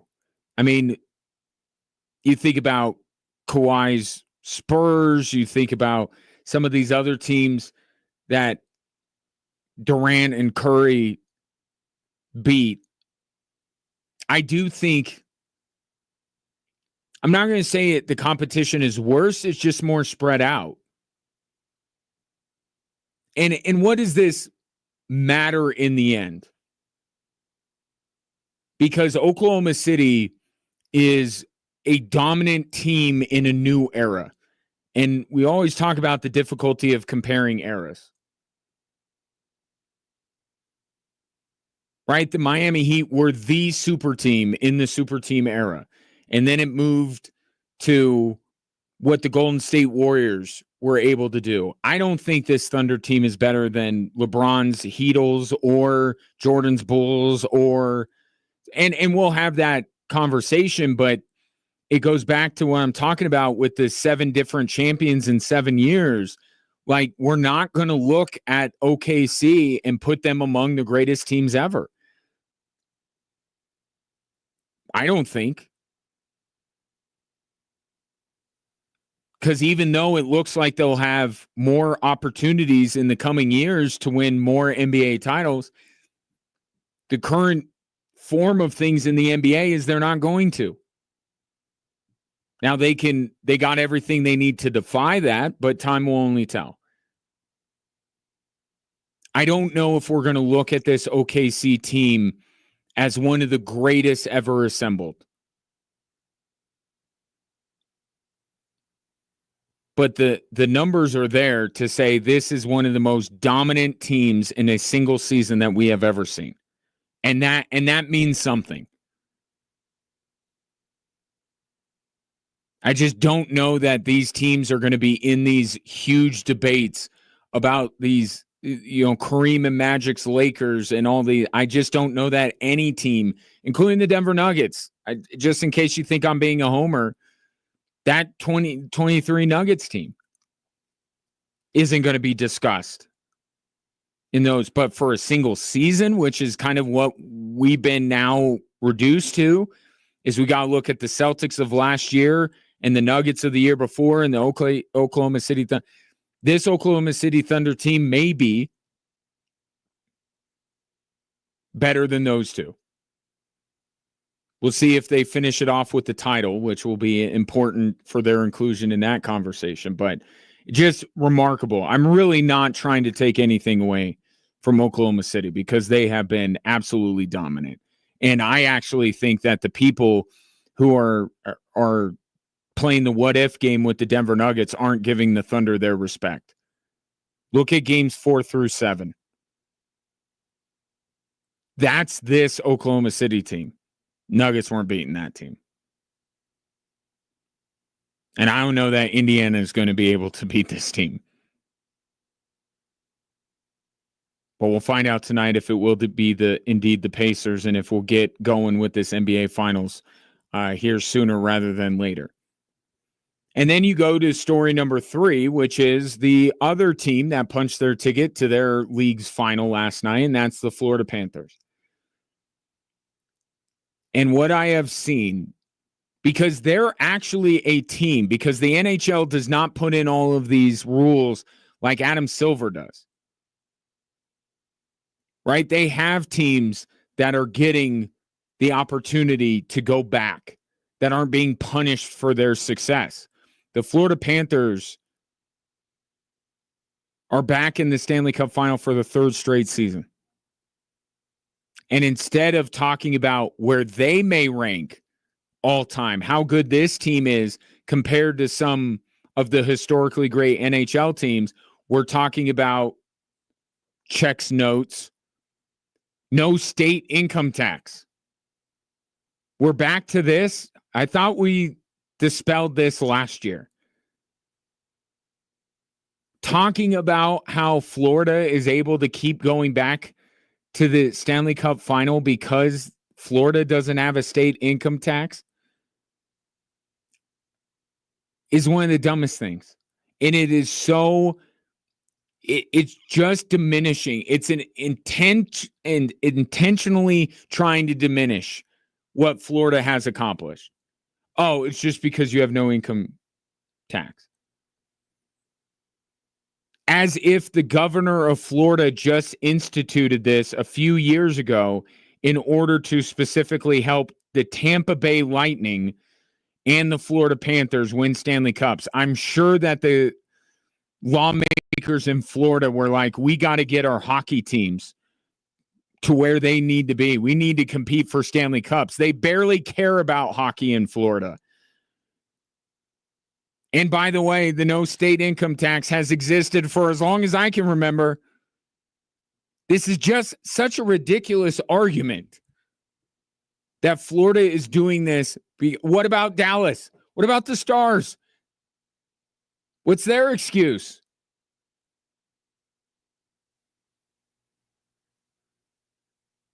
This is so demeaning to the Florida Panthers, who are a great team and a great organization, which they always haven't been. But no state income tax. You know that they got a lot of the guys. They got Sam Reinhart and Sam Bennett for next to nothing. You remember that, don't you? State income tax. Give me a break. Let's acknowledge them for what they are. They've been consistently one of the best teams in the NHL. They are deep. They get goaltending when they need it. They're well coached. And they're a savvy front office that has built a team that is the epitome of what you want in the postseason. A great blend of skill and physicality. And yeah, do they step over the line sometimes? Absolutely they do. And that's why people are making this ridiculous state income tax argument, because they don't like Florida. They don't like the Panthers. And I don't begrudge anybody for not liking the Florida Panthers, but you got to respect them. And to diminish what they've accomplished because they don't have a state income tax is just objectively ridiculous. That's got to be like 8th on the list of why people want to sign with the Florida Panthers. And it sure looks like we're going to get our rematch. Although Dallas still technically has something to say about that tonight, coming up at 6 o'clock. 719-247-1313. Take your thoughts on the 3 stories that are driving the show. Coming up next, maybe Brock Nelson might be an Av after all. And don't forget what else can help Bo Nix in year 2 when it comes to the Denver Broncos offense.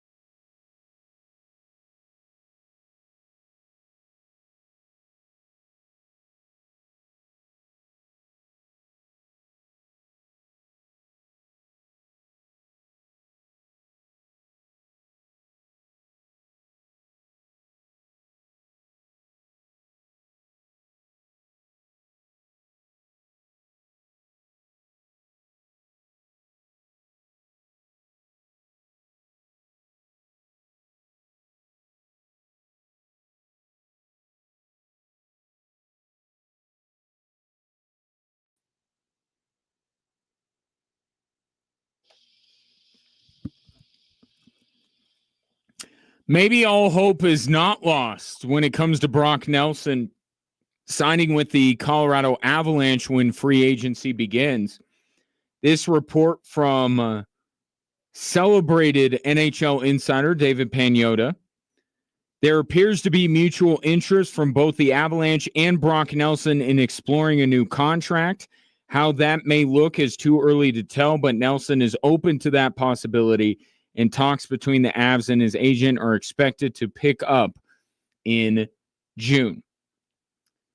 First of all, if there's not mutual interest, there better be interest from the Avalanche. Again, I cannot stress this enough. The Mikko Rantanen trade can only be worth it if the Avalanche have found a somewhat long-term answer to their second line center conundrum. Okay, that was part of it. You moved out Mikko Rantanen to get a little bit deeper, but then it opened up the ability for you to go and get Brock Nelson. And you gave up Cal Ritchie, your best prospect, and a future first-round pick to get him. That is not the return on a rental player. So if Brock Nelson leaves the Colorado Avalanche, then Chris McFarland would have failed. Because it's all tied in. And one of the biggest issues with the Colorado Avalanche and how they have to make trades like the Mikko Rantanen trade is because they have no depth in their farm system. Different kind of depth than the Denver Nuggets are lacking. They have no depth in their farm system. And they took a guy that you thought might have a chance to be something and a potential future someone who could be something with a first-round pick and move them for Brock Nelson. You don't get out of the first round, and you lose Brock Nelson to free agency. That would be an epic failure on the part of Chris McFarland. Now, it does take two. And Brock Nelson has to want to sign here. So the positive news out of this, or the real news out of it, is that Brock Nelson is interested in coming back to the Avs.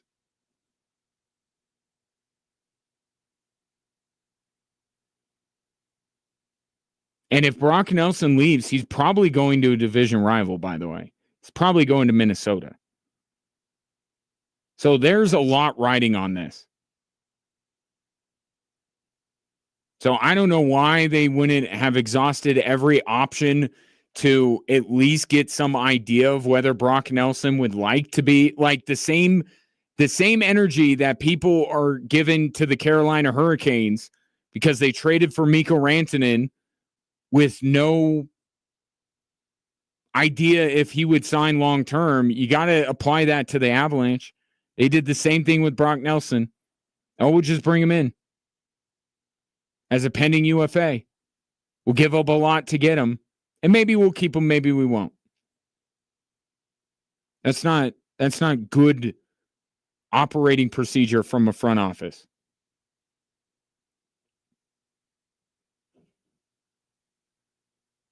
Now, the price of Sam Bennett just keeps going up. He's playing in the Stanley Cup final again. So if they can't afford Brock Nelson, they might not be able to afford Sam Bennett. And then what do you do at second line center? And I have seen nothing but terrible ideas. Charlie Coyle is not a second line center. You brought him in specifically to be a third line center. If you thought that there was a chance that you weren't going to retain Brock Nelson, why did you make the deal for Charlie Coyle? Because then if you lost Brock Nelson, you could just elevate Casey Middlestat and start that experiment again. Charlie Coyle is a depth centerman. He's not a top six guy. So you can't move him up. Jack Drury is not that guy either.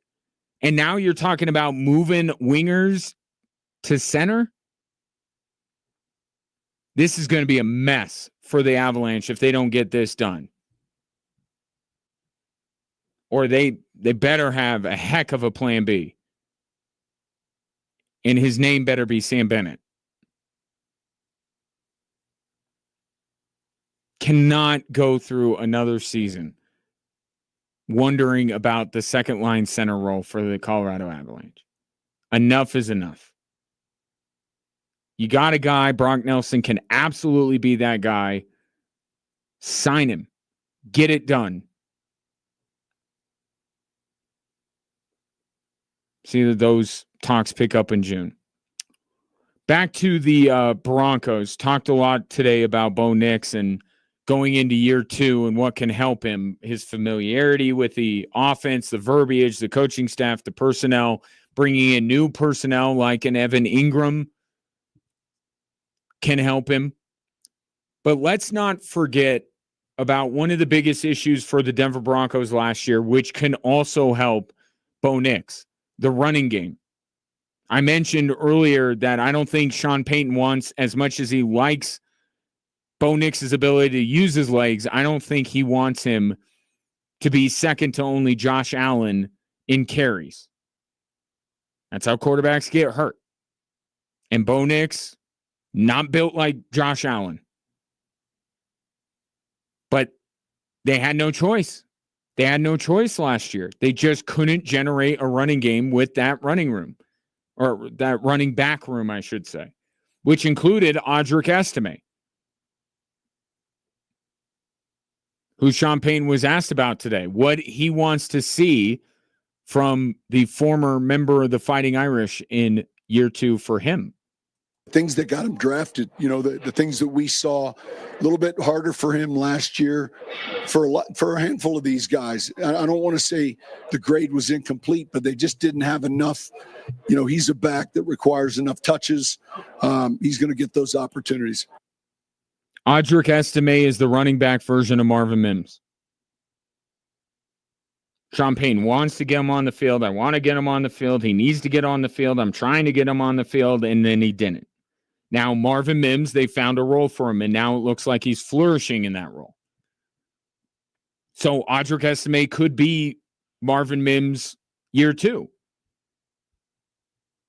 He could start to flourish. But again, when Sean Payton says, I got to find ways to get him on the field, it's him. It's Audric Estime who's not getting on the field, not doing what he needs to. And it's like David Adelman when he's talking about developing the young players. They got to earn their spot. They got to earn their role on this team. And I don't think Audric Estime did last year, which is a forgivable offense for a rookie. But this idea that you just got to play him, no, not without them doing what they should be doing. And that running back, how that all gets divvied out is going to be interesting. I would imagine they'd want Bo Nix to get fewer carries. And you're vacating all of Javonte Williams' carries. RJ Harvey's not taking all of Javonte Williams' carries. Like, that's not happening. That's not an even swap. What you do is you take all the running back carries. Maybe you can even add in a few more if you expect the Broncos running game to be better than it was a year ago. They'll probably run it more if it works out. But just taking the number that they have, and you kind of reshuffled the deck. You don't just take Javonte Williams carries and give them to one guy. That's not how it's going to work. RJ Harvey is not capable of getting the number of carries that Javonte Williams got. He's just not. But if he gets some of them, and now Audric Estime goes from the number of carries he has, he gets a few more. Jaleel McLaughlin, I think they're maxed out. I think they're maxed out with him, and I think if they had their druthers, Bo Nix would have fewer carries. So those are two guys that you can't ask to run the football more. So what are you left with? And that's going to go to Audric Estime. It's going to go to RJ Harvey. And that's why maybe Jaleel McLaughlin is not long for this team. You know, you wonder about Tyler Bidet. Can he be a little bit more, handle a higher volume of carries than Jaleel McLaughlin can? But it will be very interesting how this is all divvied up, because I don't think RJ Harvey is just a straight out replacement for Javonte Williams. I mean, he is in the running back room because Javonte Williams is gone and he's in there. But in terms of the carries and the role on the team, I don't think he's a straight out replacement. So Harvey's going to get a lot of carries. Estime, he has to. I mean, he's just going to have to get more carries.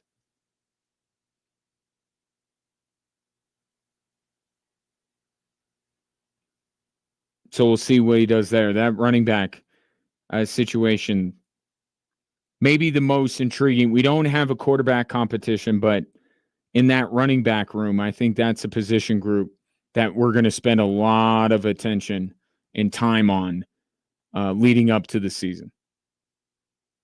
Because that's one way they can help Bo Nix be better in year 2. Establish the running game that they couldn't establish pretty much at all last season. 719-24-7-1313. Back with more Drive Time Sports after this.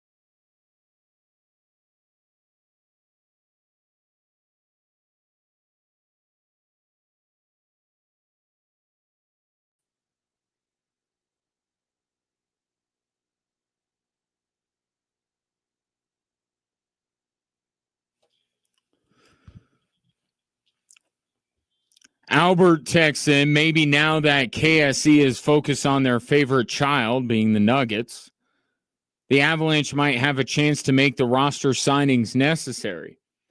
It's a nice sentiment, but actually that logic is backwards. When the Nuggets are getting all the attention, that's when the Avalanche go to the Cronkies and say, please, sir, may we have some more? With their bowl of gruel trying to get money for a free agent, and they say, nope.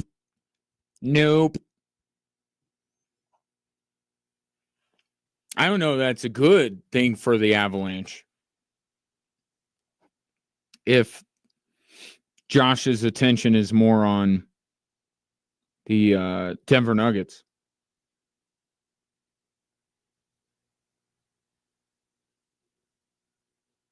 I mean, Chris McFarland, gotta get this done. Like, and it's not, I'm seeing some things. It's not just an obsession with one specific spot on the roster, right? The second line center. It's making sure that your top 6 is of the highest quality. Because we get so caught up in depth. Oh, we got depth, third, fourth line. We got to roll 10 deep in the NBA. It's like, how about your best players be your best players?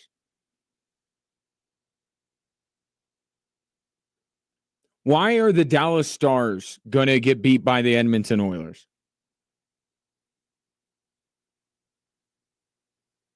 Because the players that they're supposed to rely on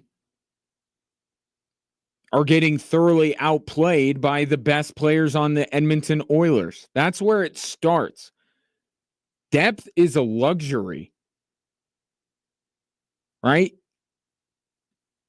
Oklahoma City's not getting to the NBA Finals without Shai Gilgeous-Alexander and Jalen Williams and Chet Holmgren. That's not depth. Those are their stars. Indiana is not getting to the NBA Finals, which I would expect them to do probably tonight, without Tyrese Halliburton.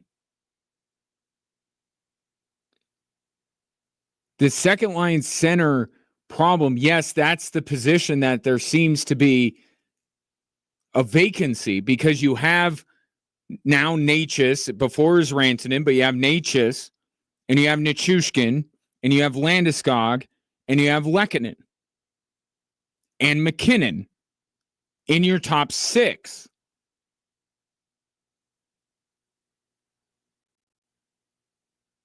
Right? So where is the spot that needs, what position do you need to address? Are you going to play 3 wingers on the second line? No, you need a center. That's the whole premise here. They need a second line center because they have 4 quality wingers and they have 1 quality center.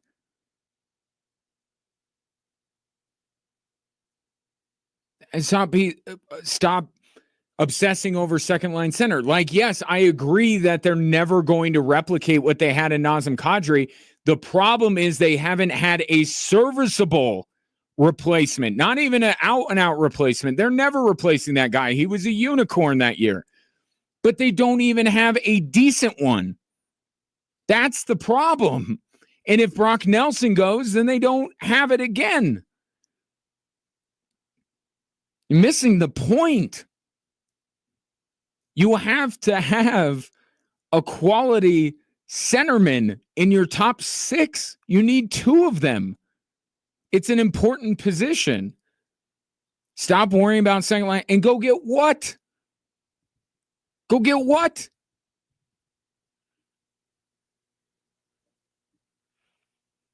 They need a player to play there who is good. This isn't about Nazem Kadri anymore. Yes, that's the one that we bring up. But it's like chasing the ghost of Elway. After a while, it was just with the Broncos, just get a quarterback. Forget him being as good as John Elway. We'll deal with that later. Just get somebody who's serviceable. Jay Cutler was never going to be John Elway. But he gave him a chance to get their best guy at that position, a guy at that position. Same with the Peyton Manning thing. You know, they have a guy that can be a guy. Is he going to be as good as Peyton Manning? I highly doubt it.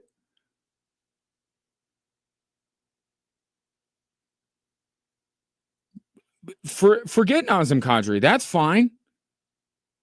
But if you don't have Brock Nelson, who's playing with Valeri Nichushkin and Arturi Lehkonen? Who's passing them the puck? And is that player fit for that role? The top six, the important aspect of your team. So we'll see. We'll see what they do. Now it'll be interesting here as far as whether this all gets done or not. You know, if Sam Bennett just breaks the bank, which is possible, it only takes one team, right? That makes Brock Nelson's asking price go up. So it will probably play out this way that Sam Bennett will set the market. And then Brock Nelson will try to butt up against that number the best that he can.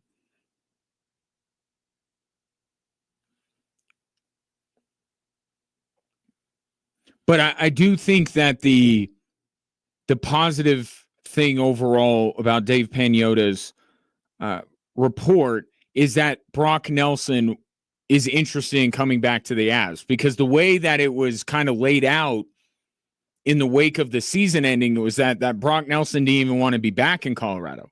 If it's a financial thing, okay, we'll work toward, you can work towards that. It didn't even seem like Brock Nelson wanted to be back in Colorado the way some people were making it sound. Like it was a foregone conclusion. He was gone. Well, why? Because he hates Colorado?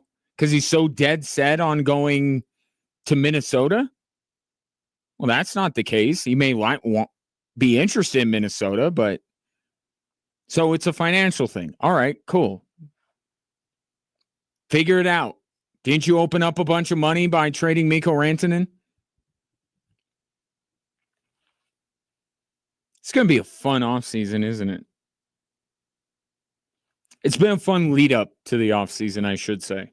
I don't know how fun the offseason is. That would require moves being made by the Avalanche and the Denver Nuggets, and I don't know how much I'm holding out hope for those two teams making moves. But we shall see. What was the other thing I wanted to get to? I thought I saw something on. Oh, yes. So, okay. A new sign of the rockpocalypse. You like that? The rockpocalypse? The Colorado Rockies over a 3-game series with the Chicago Cubs. By the way, one of the best teams in baseball this season.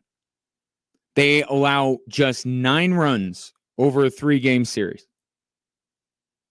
The fewest runs they have allowed in any series this year. The pitching, can't blame them. They did their job. Rockies still got swept. They gave up 3 runs a game, and the offense was like, yeah, we can't even win one of these games. Sorry. We can't do it. Come on. And therein lies the brilliance of the 2025 Colorado Rockies. They have some high-scoring games every now and again, but you better believe their pitchers are giving up almost twice as many runs. And when the pitchers actually hold up their end of the bargain for whatever reason, I can't explain it. I think the more The thing that leaves me more dumbstruck is the fact that the Rockies pitchers only allowed 9 runs throughout a 3-game series against one of the best teams in baseball. How did that happen? But they did that, and they still lost all 3 games. Still sitting on 9 wins. 9. June is coming up. And they're off today. Aren't they off today?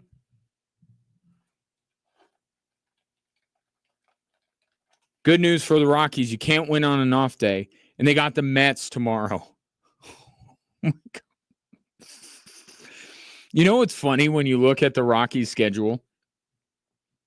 And you're like, man, they got a tough schedule. You know why? Because every team on it is better than them. There's not a... You're waiting for the series where you go, well, that might be a chance for the Rockies to do something. What series might that be? You going to teleport the 1899 Cleveland Spiders to modern day and have the Rockies play them? There's no one in the league worse than them. There are no breaks in their schedule. They are the break in everyone else's schedule. So if you're waiting for the schedule to open up, you just got to wait till they're done. They're out of the division. Well, they're out of the division right now. Got swept by the Cubs. And now they got the Mets. Feel like it's getting any easier? Well, they just need one of these easy teams. They're the easy team. Remarkable baseball team. You give up 9 runs in a series and you can't pick off one game. They lost 2-1 last night. 2-1. Same number of hits as the Cubs. Same number of hits. Could only muster 1 run.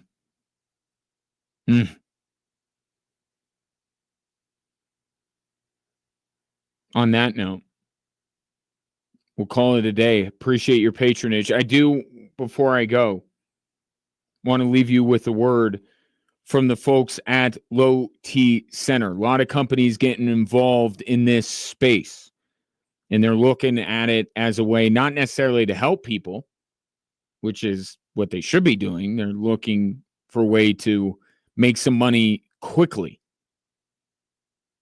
To wit, asking you, don't waste time and money with low quality online TRT. They are going to charge you over $100 just to start. See what I mean? If you visit the TRT experts at Low T Center, they'll give you a free consultation and a free test. Like, you don't even know if you need TRT yet. Why are you paying for anything? Low T Center agrees. Treatment is personalized to your body and most major insurance is accepted. And with the freedom to choose if you want in-center care or at-home treatment, you're in control of your health. And right now, if you're looking to lose a little bit of weight as well, you can get a free B12 shot when you start prescription treatment. Offer is limited. You got to book now at fixmylowt.com. That's fixmylowt.com. Enjoy your evening, and we'll reconvene tomorrow at 3. My thanks to Switchbacks head coach James Chambers, by the way, for dropping by. Talk to you tomorrow.